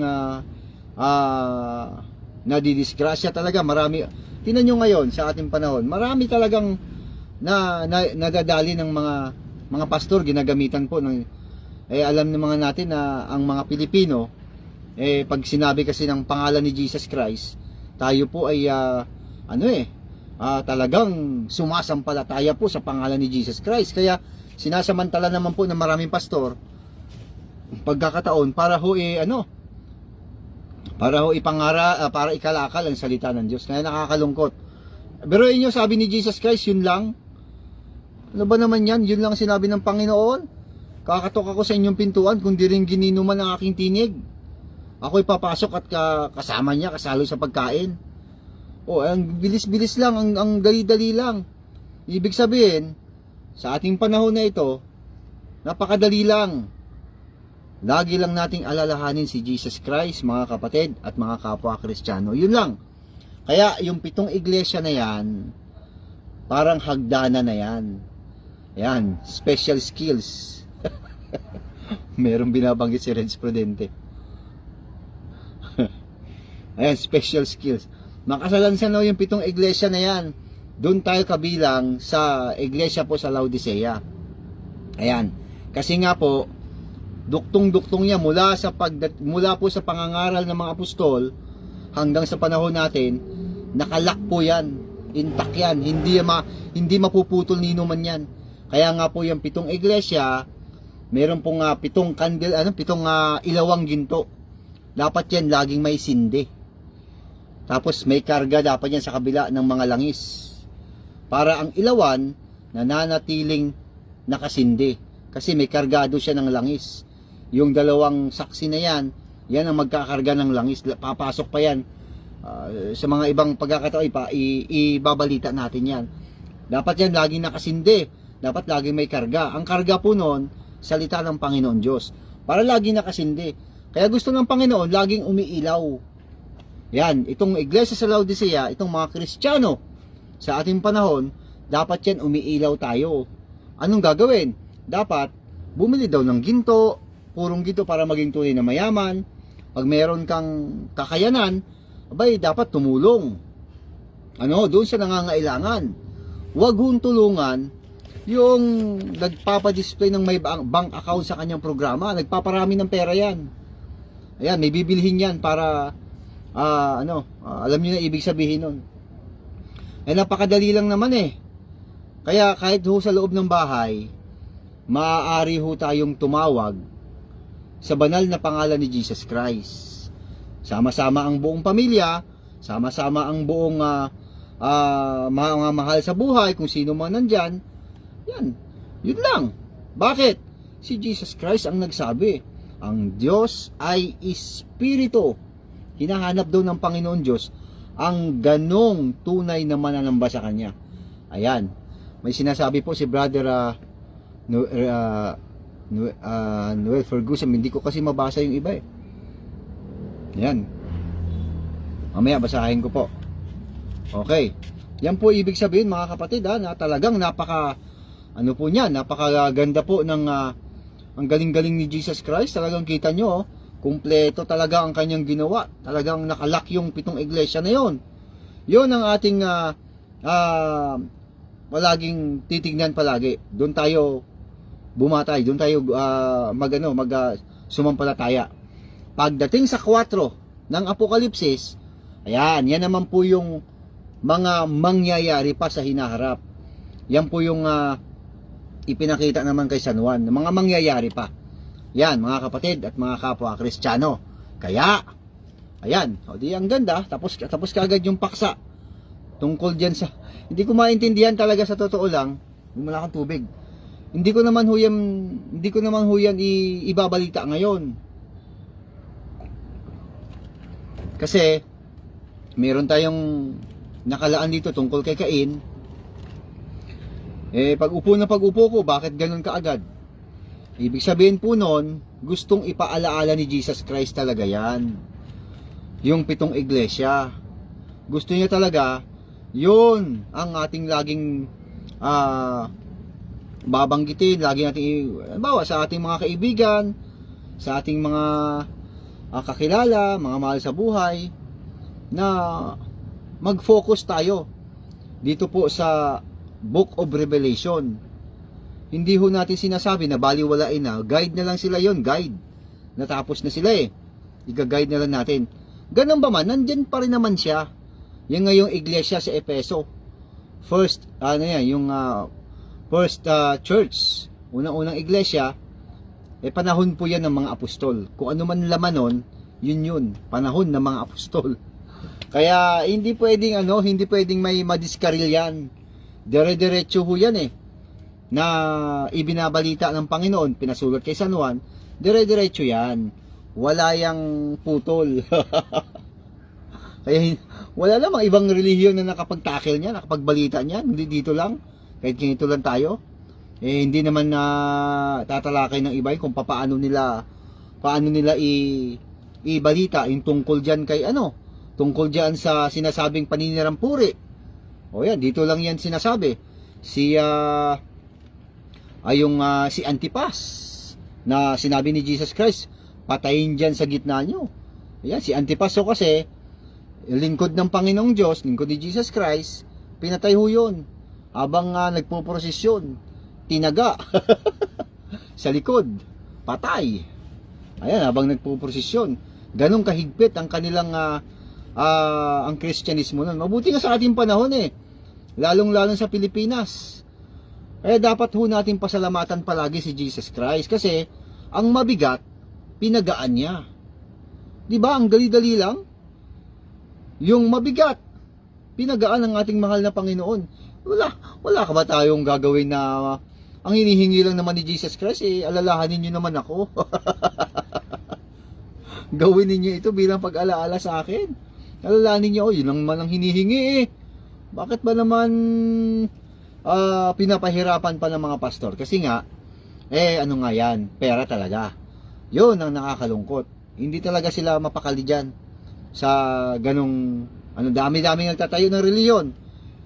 Iba naman, hindi ko naman ho nila lahat, pero napakarami. Meron naman pong relihiyon na hindi naman maligalig.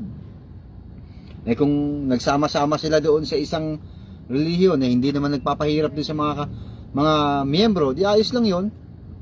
Yan. Kaya tayo mga kapwa Kristiyano, wag ho natin bitawan yon, yung pag-alaala kay Jesus Christ. Yun lang naman ang hinihingi niya. Okay. O ngayon, sasagot muna tayo ng konti dito ho sa ni Pastor Jacob Santos, dahil nag-comment ho siya din dito sa ating programa tungkol ho doon sa sinasabi natin kay Enoch, na si Enoch po ay ang nakasulat lang naman po doon, hindi nakaranas ng kamatayan. Ang sinasabi ho natin doon, hindi ho siya nakaranas, ang sabi ng Biblia, hindi nakaranas ng kamatayan dito sa lupa. Ang tao kasi, kinakailangan makaranas yan ng kamatayan. May pumatay o pumaslang sa kanya, na aksidente, nagkaroon ng sakit, o kaya namatay sa katandaan. Si Enoch po, o kaya at saka si Elias, walang ganon. Hindi nila naranasan yun. False preachers ay nakafocus sa pagbubudol dahil sa salapi. Talagang yon ang maliwanag na maliwanag yan, Brother Noel, na ang mga yan ay pera talaga ang habol nila. Yan ang ginawa nilang hanap buhay, kaya nakakalungkot. Ang yaman nila, yan, naloko na. Yan. Okay. Tungkol kay Enoch, talagang hindi ho siya nakaranas ng kamatayan. Wala siyang cause of death dito sa lupa. Inilipat siya ng Panginoon. Yan, inilipat siya ng Panginoon, or yun ang nakasul, inilipat, kinuha ng Panginoon. Ngayon, kung saan yung Panginoon, doon siya dinala. Dahil kinuha na ng Panginoon saan po ba yun? Di sa kaharian ng Panginoon, kingdom of God in heaven. Nandun na siya. Si Enoch at saka si sila rin Great Tribulation, Nuclear War. Ayan, sa kanilang yan. Nuclear War, Great Tribulation. Ayan. Maya-maya, pasadaan natin ng konti. Yan po ibig sabihin hindi ho nakaranas ng kamatayan. Totoo po yun, hindi nakaranas ng kamatayan. Kasi nga, walang cause of death. Kaya lang, kinuha ng Panginoon Diyos. Ano naman ang sabi ni Apostol Pablo dyan? Sa unang Korinto 15, ayan, 40 at saka 50, na hindi talaga pwedeng yung may laman, may buto, may dugo, hindi maaari magmana yan ng walang kasiraan. Aalisin ho yun. Kaya, nung kinuha si Enoch at saka si Elias, yung kanilang laman, buto at dugo, wala na yun. Dahil mundo po ng mga espiritu ang pupuntahan nila eh. Kaya ang espiritu nila nandun. Pero ang kanilang laman, dugo at buto, wala na yan doon. Ibig sabihin, namatay din sila. Kaya tama ang nakalagay dito sa Hebreo 11:13. Silang lahat ay namatay na may pananampalataya. Yan, tama po yung Hebreo na yan, 11:13. Silang lahat ay namatay na may pananampalataya. At tinwist yan ni Pastor Jacob Santos. Ginawa niya yan ng paraan para lang makalusot. Ang namatay lang daw dyan ay si Abraham, si Isaac. Ang tinutukoy lang daw yung namatay lahat na may pananampalataya, si Abraham lang daw, si Isaac at saka si Jacob. Sabi ko naman, kita mo, kalokohan mo talagang pastor ka.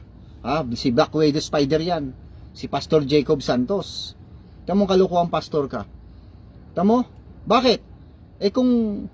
Kung kamatayan ng pag-uusapan, namatay din naman si Cain si Abel. Pinatay ni Cain. Namatay din naman si Noe. Ibig mo ba sabihin, hindi rin kasama yon? Ngayon, mahihirapan ka dyan. Nagpapanggap ka pa na may Holy Spirit. Mahihirapan ka i-reverse yan. Doon sa katwiran mo na yan.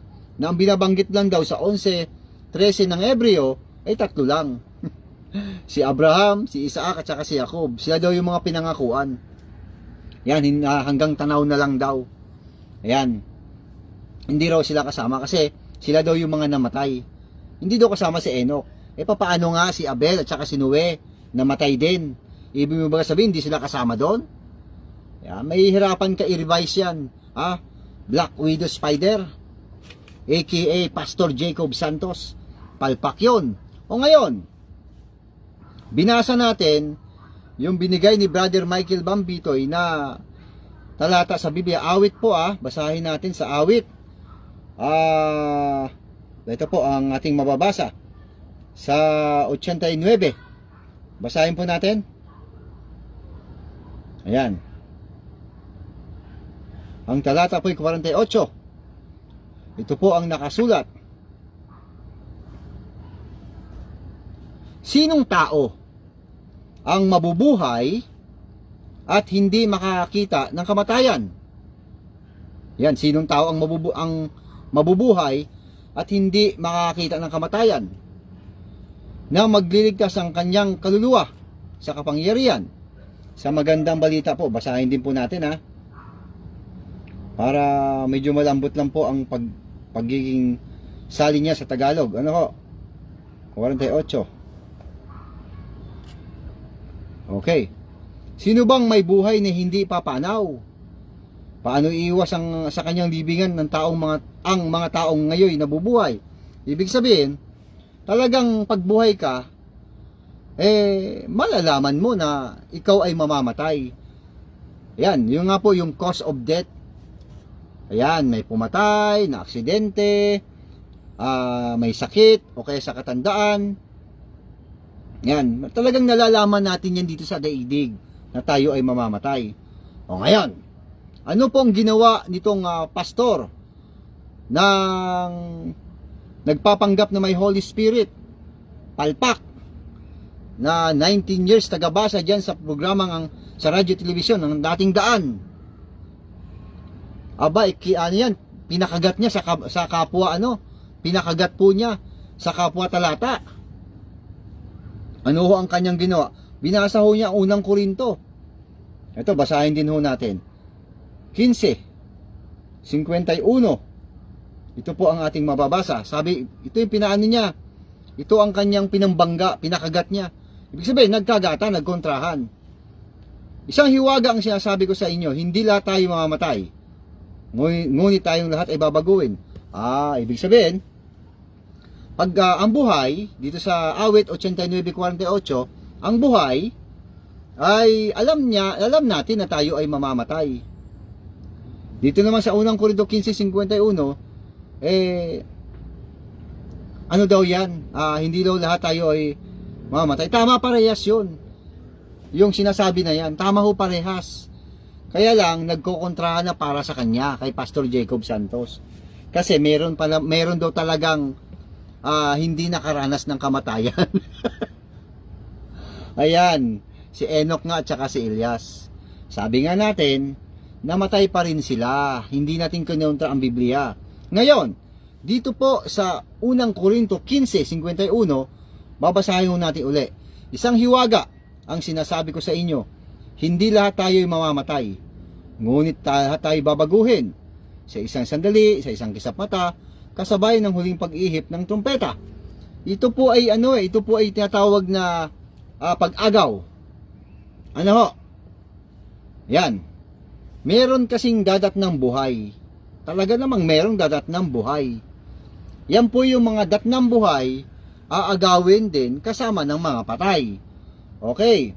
Ngayon, pagkasama ng mga patay, yung mga buhay na yon, mawawala din ang laman, buto at dugo, tulad pa rin yan kay Enoch at saka kay Elias. Therefore, mamamatay pa rin. Hello! Pastor Jacob Santos? Same lang din yun kay Enoch at saka kay Elias. Mawawala pa rin ang laman, buto at dugo. Bakit? Hindi nga po pwede yan dun sabi ni Apostol Pablo. Ang tigas talaga ng bungo nitong mga pastor na ito Hindi talaga pwede yan doon. Huwag tayong makulit.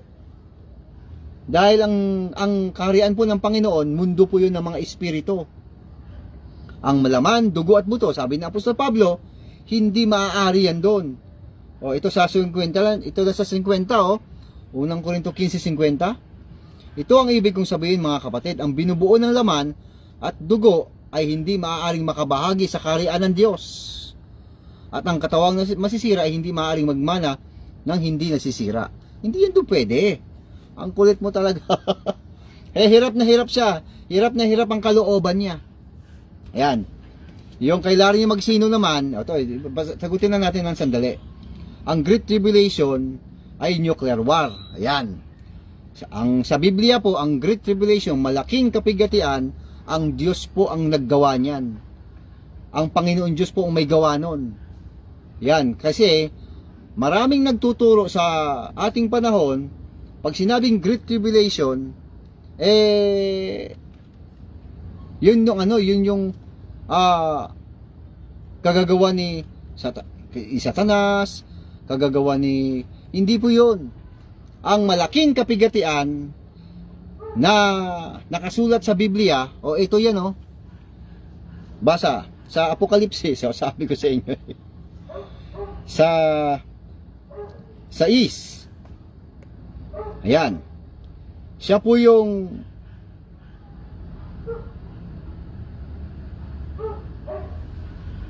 ito sa 12, sa is 12. Ito po ang malaking kapigatian. Tingnan nyo kung sino may gawa nito Nang alisin ng kordero ang pang-anim na selyo, lumindol ng malakas. Ang araw ay nagdilim, nakasing itim ng damit pangluksa, at ang buwan ay naging kasimpula ng dugo. Nalaglag mula sa langit ang mga bituin na parang mga bubot na bunga ng igos kapag ginampas ng malakas na hangin. Naglaho ang langit na parang kasulatang ninirolyo, at nawala sa kanilang dating kinalagyan ang mga bundok at mga isla. Yan po ang malaking kapigatian na hindi pa nangyayari buhat sa pasimula at hindi na mangyayari pa. Yan, kaya ang nuclear war na yan, pag sumabog yan sa Metro Manila, wag naman. Pag sumabog yan sa isang lugar, hanggang dun lang yan. Hindi yan epekto sa buong daigdig. Ang pinag-uusapan dito, buong daigdig. Yan. Okay. Yan, konti lang ang nakakaalam. Tribulation para sa lahat ng tao. Kunti lang ang nakakaalam na may dalawang klase ang tribulation na magaganap. Tama yung dalawang tribulation. Unang tribulation, yung ngayong gagawin ng ni Satanas, yung 4 na kabayo, may kabayong puti, may kabayong pula, kabayong itim, at kabayong maputla. Ayan. Yan yun. Ang kabayong puti, si Satanas. Ang kabayong itim, ang bansa na ginamit ni Satanas. Ang kabayong itim, yan ang ang 666. Tao naman yan, tao. Ang kabayong maputla, yan naman yung larawan na nagsalita. Lahat ng sinasabi ko nasa Apokalipsis 13. Yan, hindi pwedeng magkamali yun. Yan. Ayan ang tribulation na gagawin ni Satanas. Pagkatapos niyan, Great Tribulation naman. Ang Panginoon Diyos yan. Para naman yun sa kanila. Diyan sa mga kampo ni Satanas, ang Great Tribulation. Kaya nga sa 6:12 ng Apokalipsis, sumisigaw ang mga tinamaan doon na tabunan kami ng yungib.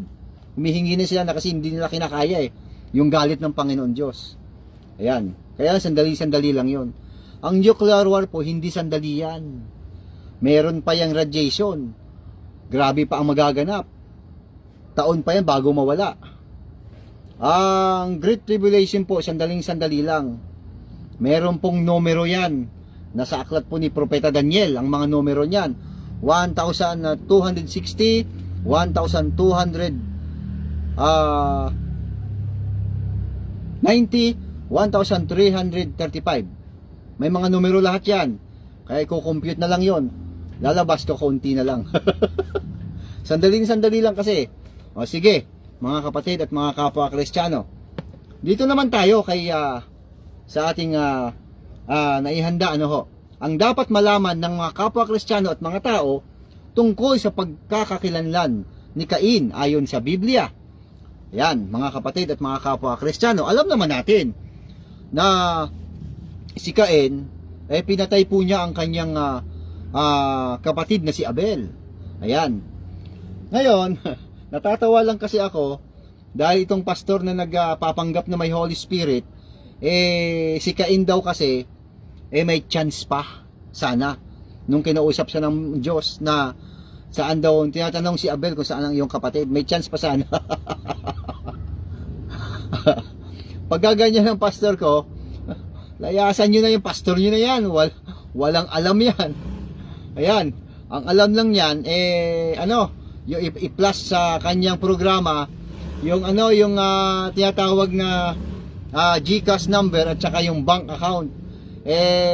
Pagkaganyan ang motibo, alam na kaagad, nagpaparami ng pera yan. Siya si Pastor Jacob Santos, siya yun. Si Black Widow Spider, yung gagamba. Ayan, nasabi ni Brother Bert noon, ganyan pala ang attitude ng Black Widow Spider na gagamba. Na sa una, marami siyang kaibigan, pagka medyo may pagkakataon, sasakmalin niya pala yung kaibigan niya, kahit maging ang kanyang asawa, At tama nga, nagaganap nga talaga si Black Widow Spider. Yan pala attitude ng Black Widow Spider, Marami pala sa Australia yan, yung Black Widow Spider. Yan ang kanyang attitude ng isang uri ng gagamba yun, na may mga kaibigan, ayan, kasama, maging ang kanyang asawa daw, pagka may pagkakataon, papatayin nitong Black Widow Spider. Papatayin niya mga kasama niya. Yan, ganun pala yon ang attitude ng Black Widow Spider. O ngayon, dito po sa sinabi kasi niya na may chance pa raw sana si Cain. Alam nyo wala na hong chance si Cain. Kahit ano pang tumbling ang gawin niya. Bakit? Kasi nga po, nung siya po ay naghandog sa Panginoon Diyos ng kanyang bunga, basahin nga natin para makumpleto. Wala na ho siyang chance. Ayan, dito pa lang sana kung ginawa ito, basahin natin sa 4 ng Henesis. Ayan, 4:4. At nagdala rin naman si Abel ng mga panganay ng kanyang kawan at ng mga taba ng mga iyaon. At nilingap ng Panginoon si Abel at ang kanyang handog.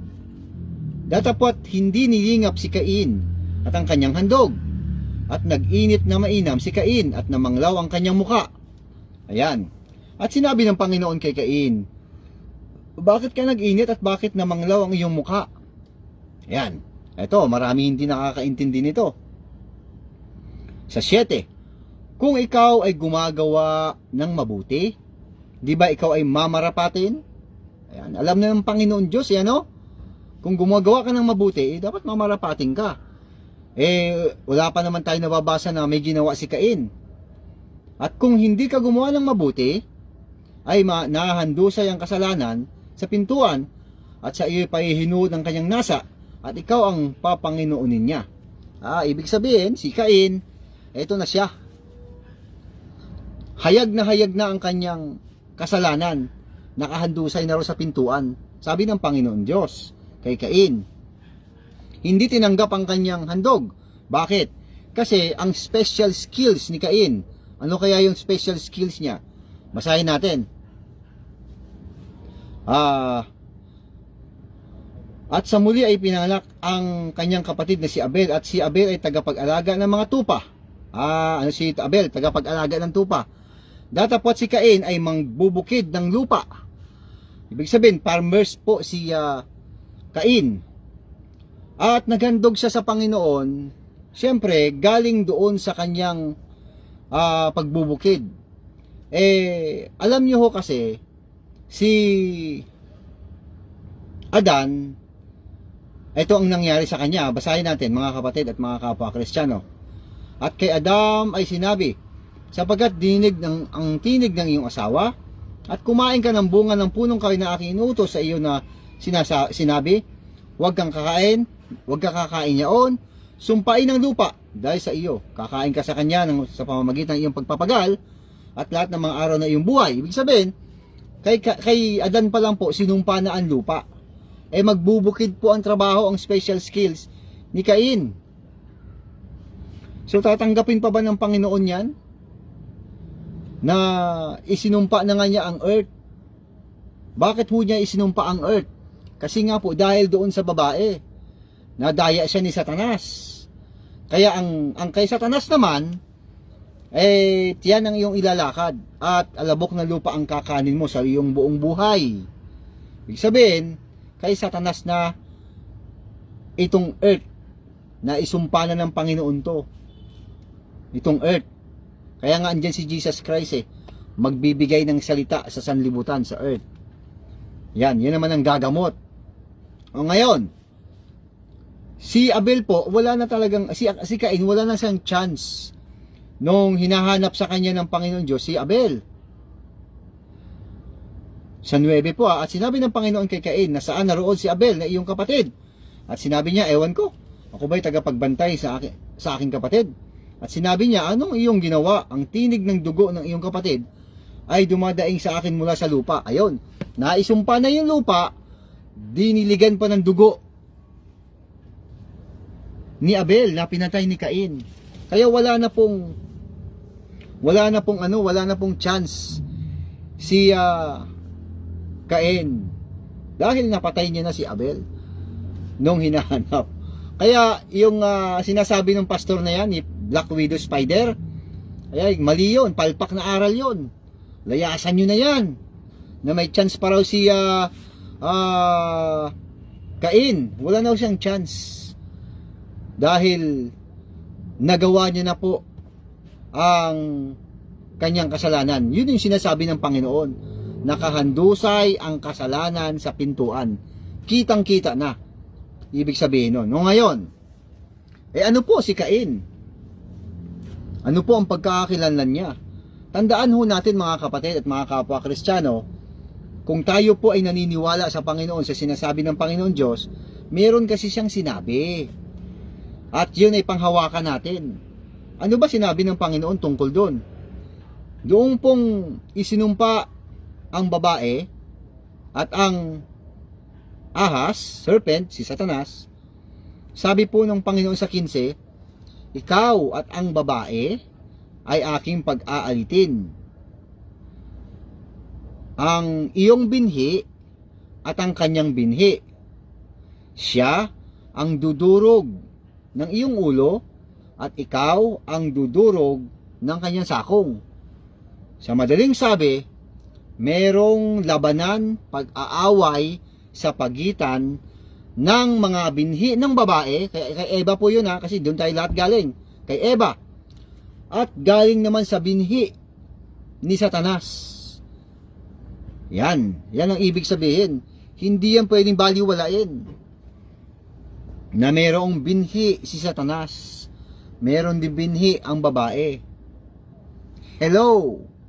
Ngayon, papaano natin malalaman yung binhi ni Satanas? O basahin natin ang 4 o yung 3 muna. 3:1 ng Henesis. Ang ahas nga ay lalong tuso kaysa alinman sa mga hayop sa parang na nilikha ng Panginoon Diyos. Yung ahas po, serpent, si Satanas. Yan. At sinabi niya sa babae, tunay bang sinabi ng Diyos, huwag kayong kakain sa alinmang punong kahoy sa halamanan? At sinabi ng babae sa ahas, sa bunga ng mga punong kahoy sa halamanan ay makakain kami. Datapot sa bunga ng punong kahoy na sa gitna ng halamanan ay sinabi ng Diyos, huwag kayong kakain niyaon. Ni huwag hihipuin, baka kayo mamatay. At sinabi ng ahas sa babae, tunay na hindi kayo mamamatay. Ayan, iba naman ang version niya, no? Hindi kayo mamamatay. Sapagkat talastas ng Diyos na sa araw na kayo kakumain niyaon, ay madidilat nga ang inyong mga mata. At kayo magiging parang Diyos na nakakilala ng mabuti at masama. 6. At nang makita ng babae na ang bunga ng punong kahoy ay mabuting kanin, ay nakalulugod sa mga mata, at kahoy na mananasa upang magpapanta sa tao, ay pumitas siya ng bunga niyaon at kinain at binigyan din niya ang kanyang asawa kasama niya at ito'y kumain. So, nakakain na. Ayan. Nakakain. Ayaw nga ipakain sa kanilang Panginoon. Ayan, mga kapatid at mga kapwa Kristiyano. Ano ibig sabihin? Ito na ngayon. Sa 7, at nadilat kapwa ang kanilang mga mata at kanilang nakilalang sila'y mga hubad. Sila'y tumahi ng mga dahon. Ibig sabihin, may hiya na sila sa sarili. Yan. O ngayon, sa 9, at tinawag ng Panginoon Diyos ang lalaki sa kanya, sinabi, saan ka naroon? At sinabi niya, narinig ko ang iyong tinig sa halamanan. At ako'y namatakot sapagkat ako'y hubad at ako'y nagtago. At sinabi niya, sinong nagsabing ikaw ay hubad? Nakakain ka ba ng umbungan ng punong kahoy na inuutos ko sa iyong huwag mong kainin? At sinabi ng lalaki, ang babaeng ibinigay mong aking kasamahin ay siyang nagbigay sa akin ng bunga ng punong kahoy na aking kinain.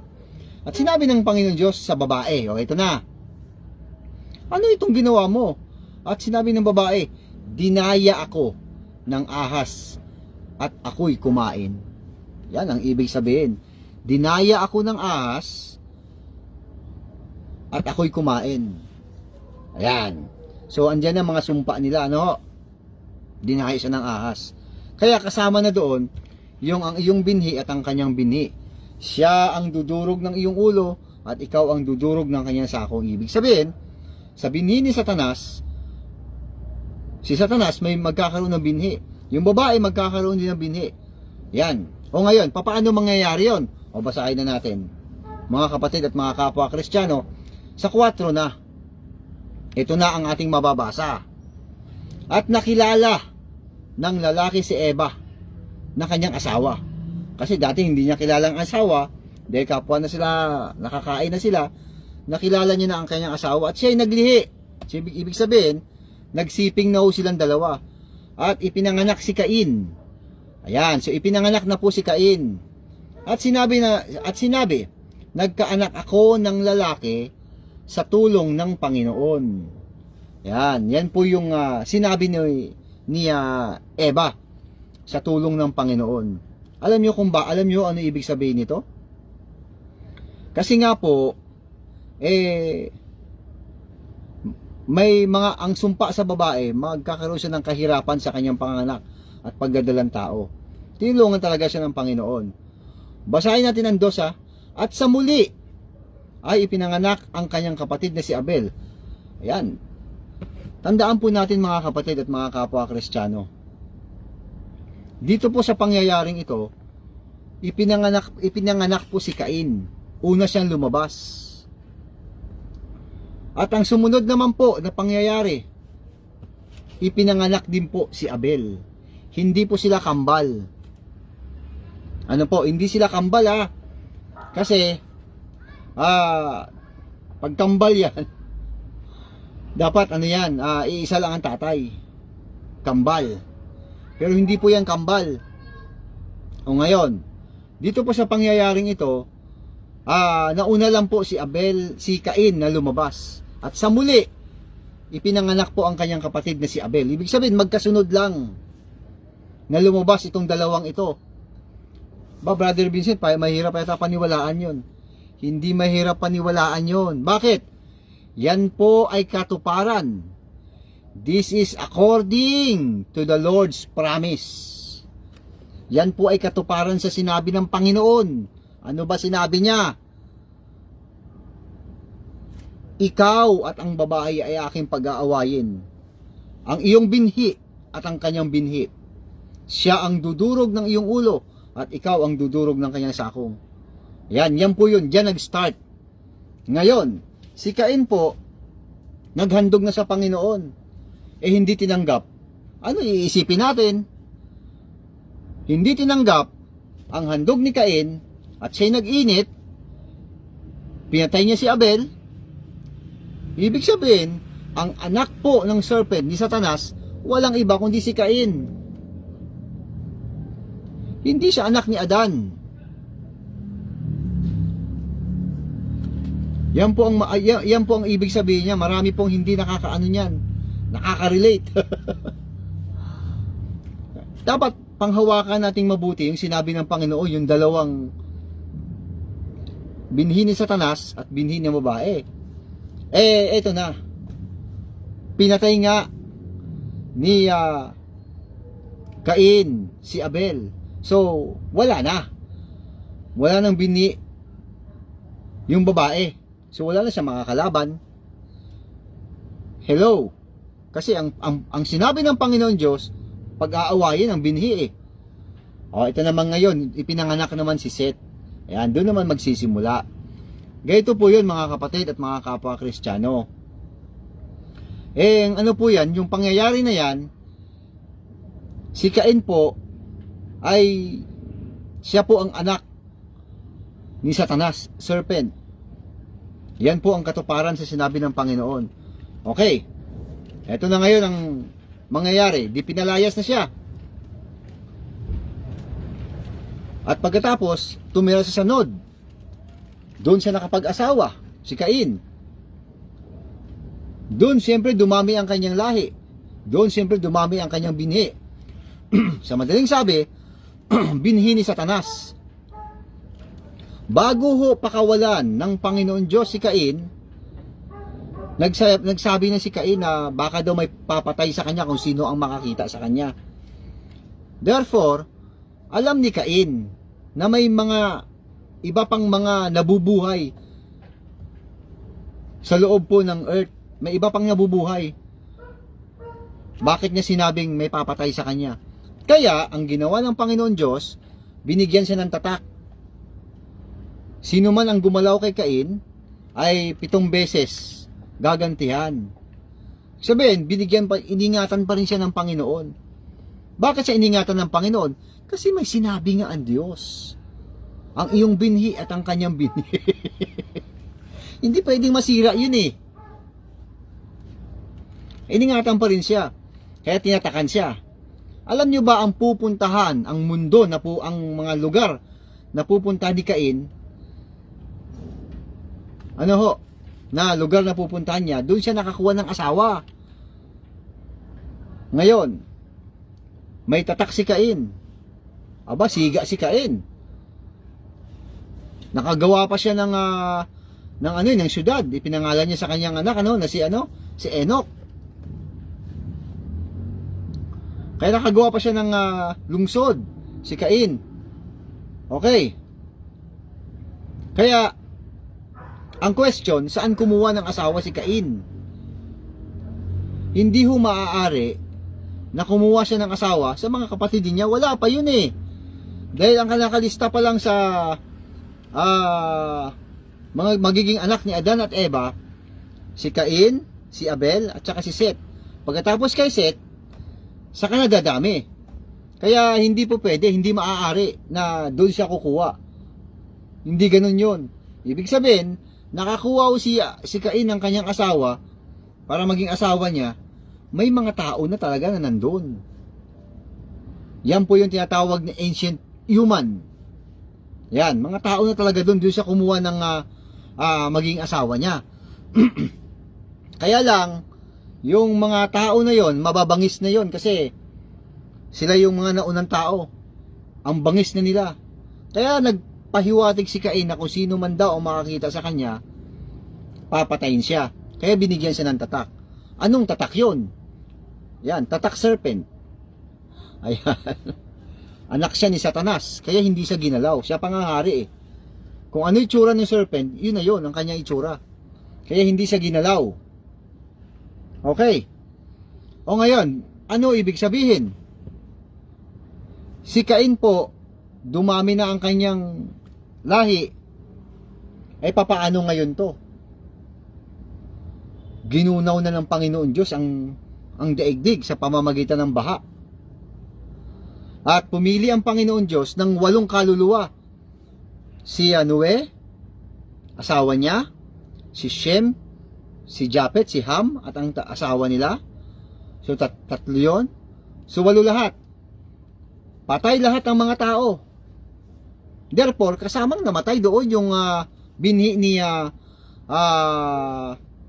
Satanas, ni Cain. Namatay lahat yon. Walang nabuhay, kundi 8 lang. Tanong uli, paano magpapatuloy ang binhi ni Satanas na sinabi ng Panginoon Diyos? Ang iyong binhi at ang kanyang binhi. Paano magpatuloy yun? Eh, patay na lahat. At sa ating panahon, may mga binhi pa si Satanas dito ngayon. Ang katunayan, nabasa natin sa iglesia sa Tiatira eh. Iglesia sa Pergamo. Ang katunayan, may nakalagay doon, Satanas. At sa katunayan, nakausap pa mismo ni Jesus Christ si Satanas. Oh. At ang katunayan uli, may Judas Iscariote pa. Ibig sabihin, umiiral pa rin ang binhi ni Satanas ngayon hanggang sa panahon natin na ito. Eh paano magpapatuloy yung ganong binhi kung naubos na silang lahat doon sa bahang gunaw pa rin na naganap sa panahon ni Noe? Mga kapatid at mga kapwa-Kristyano, ano naman ang magiging ano ang magiging sagot? Saan mo kukunin ngayon yon?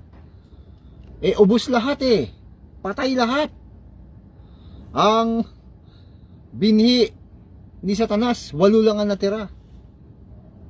Ayan. Di ba? parang mahirap yata yun na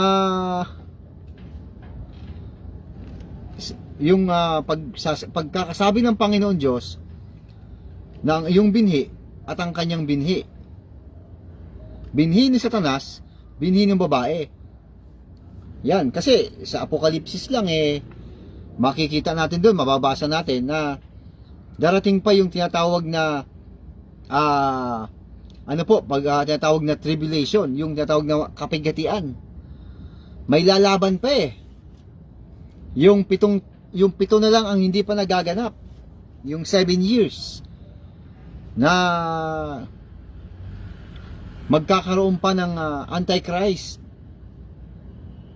Hindi pa yun nagaganap So yun mga yon, mga kampo ni Satanas pa yon.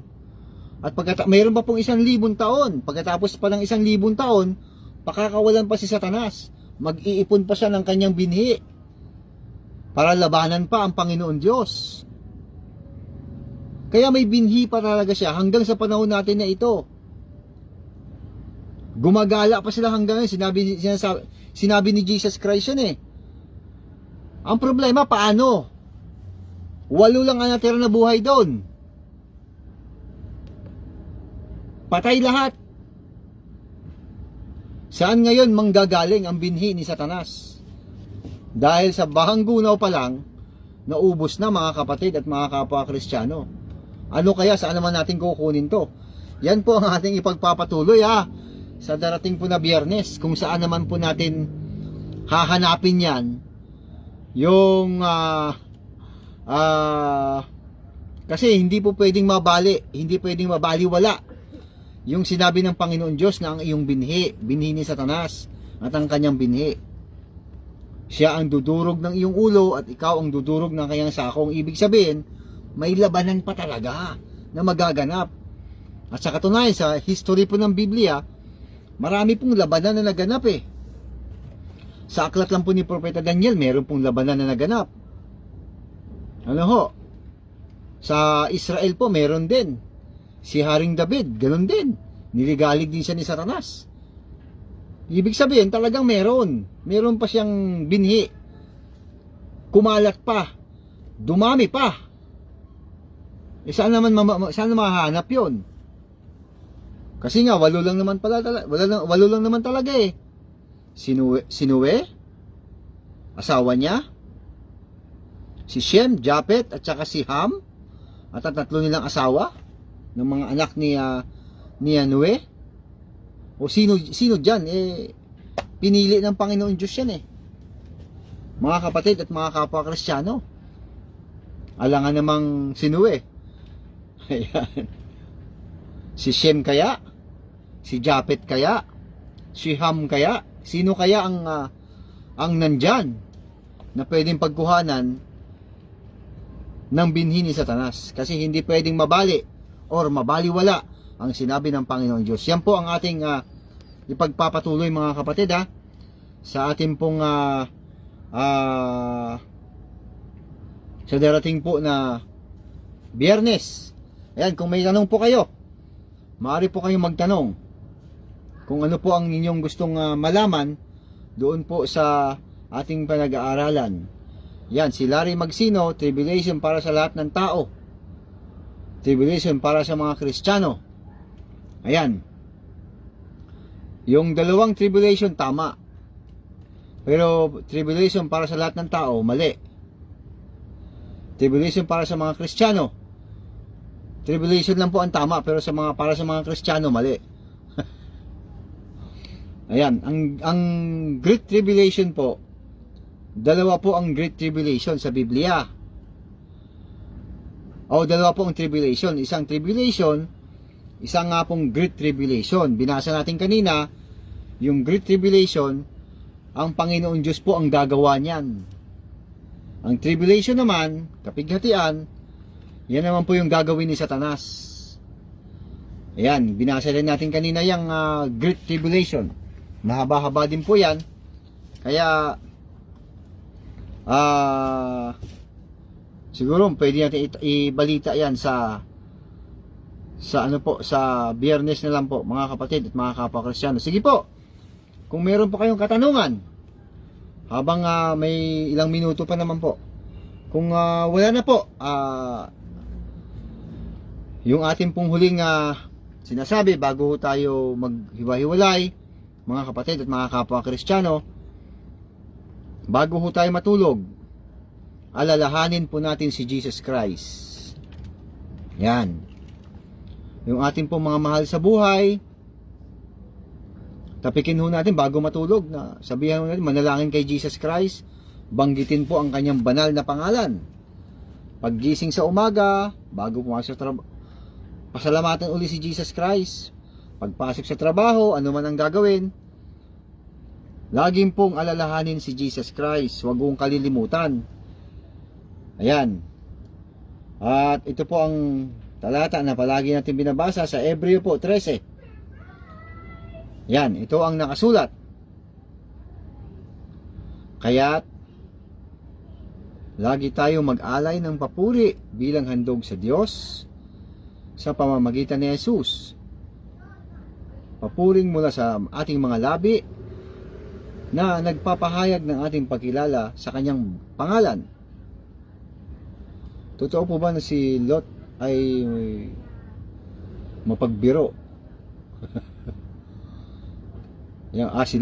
Si Lot kung totoo mapagbiro. Parang wala naman ho yata nakasulat na mapagbiro, ano? Sabi ni Boy Choco, wala naman pong nakasulat na mapagbiro si Lot.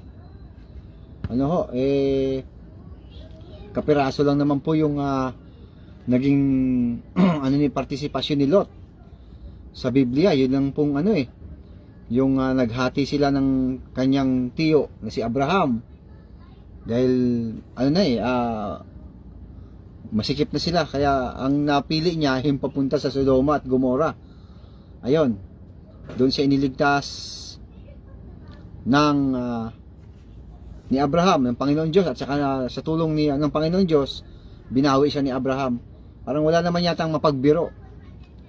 Saan niyo po nakuha yan, Brother Noel, na mapagbiro? Hindi ko nata narinig yung kay Boy Choco.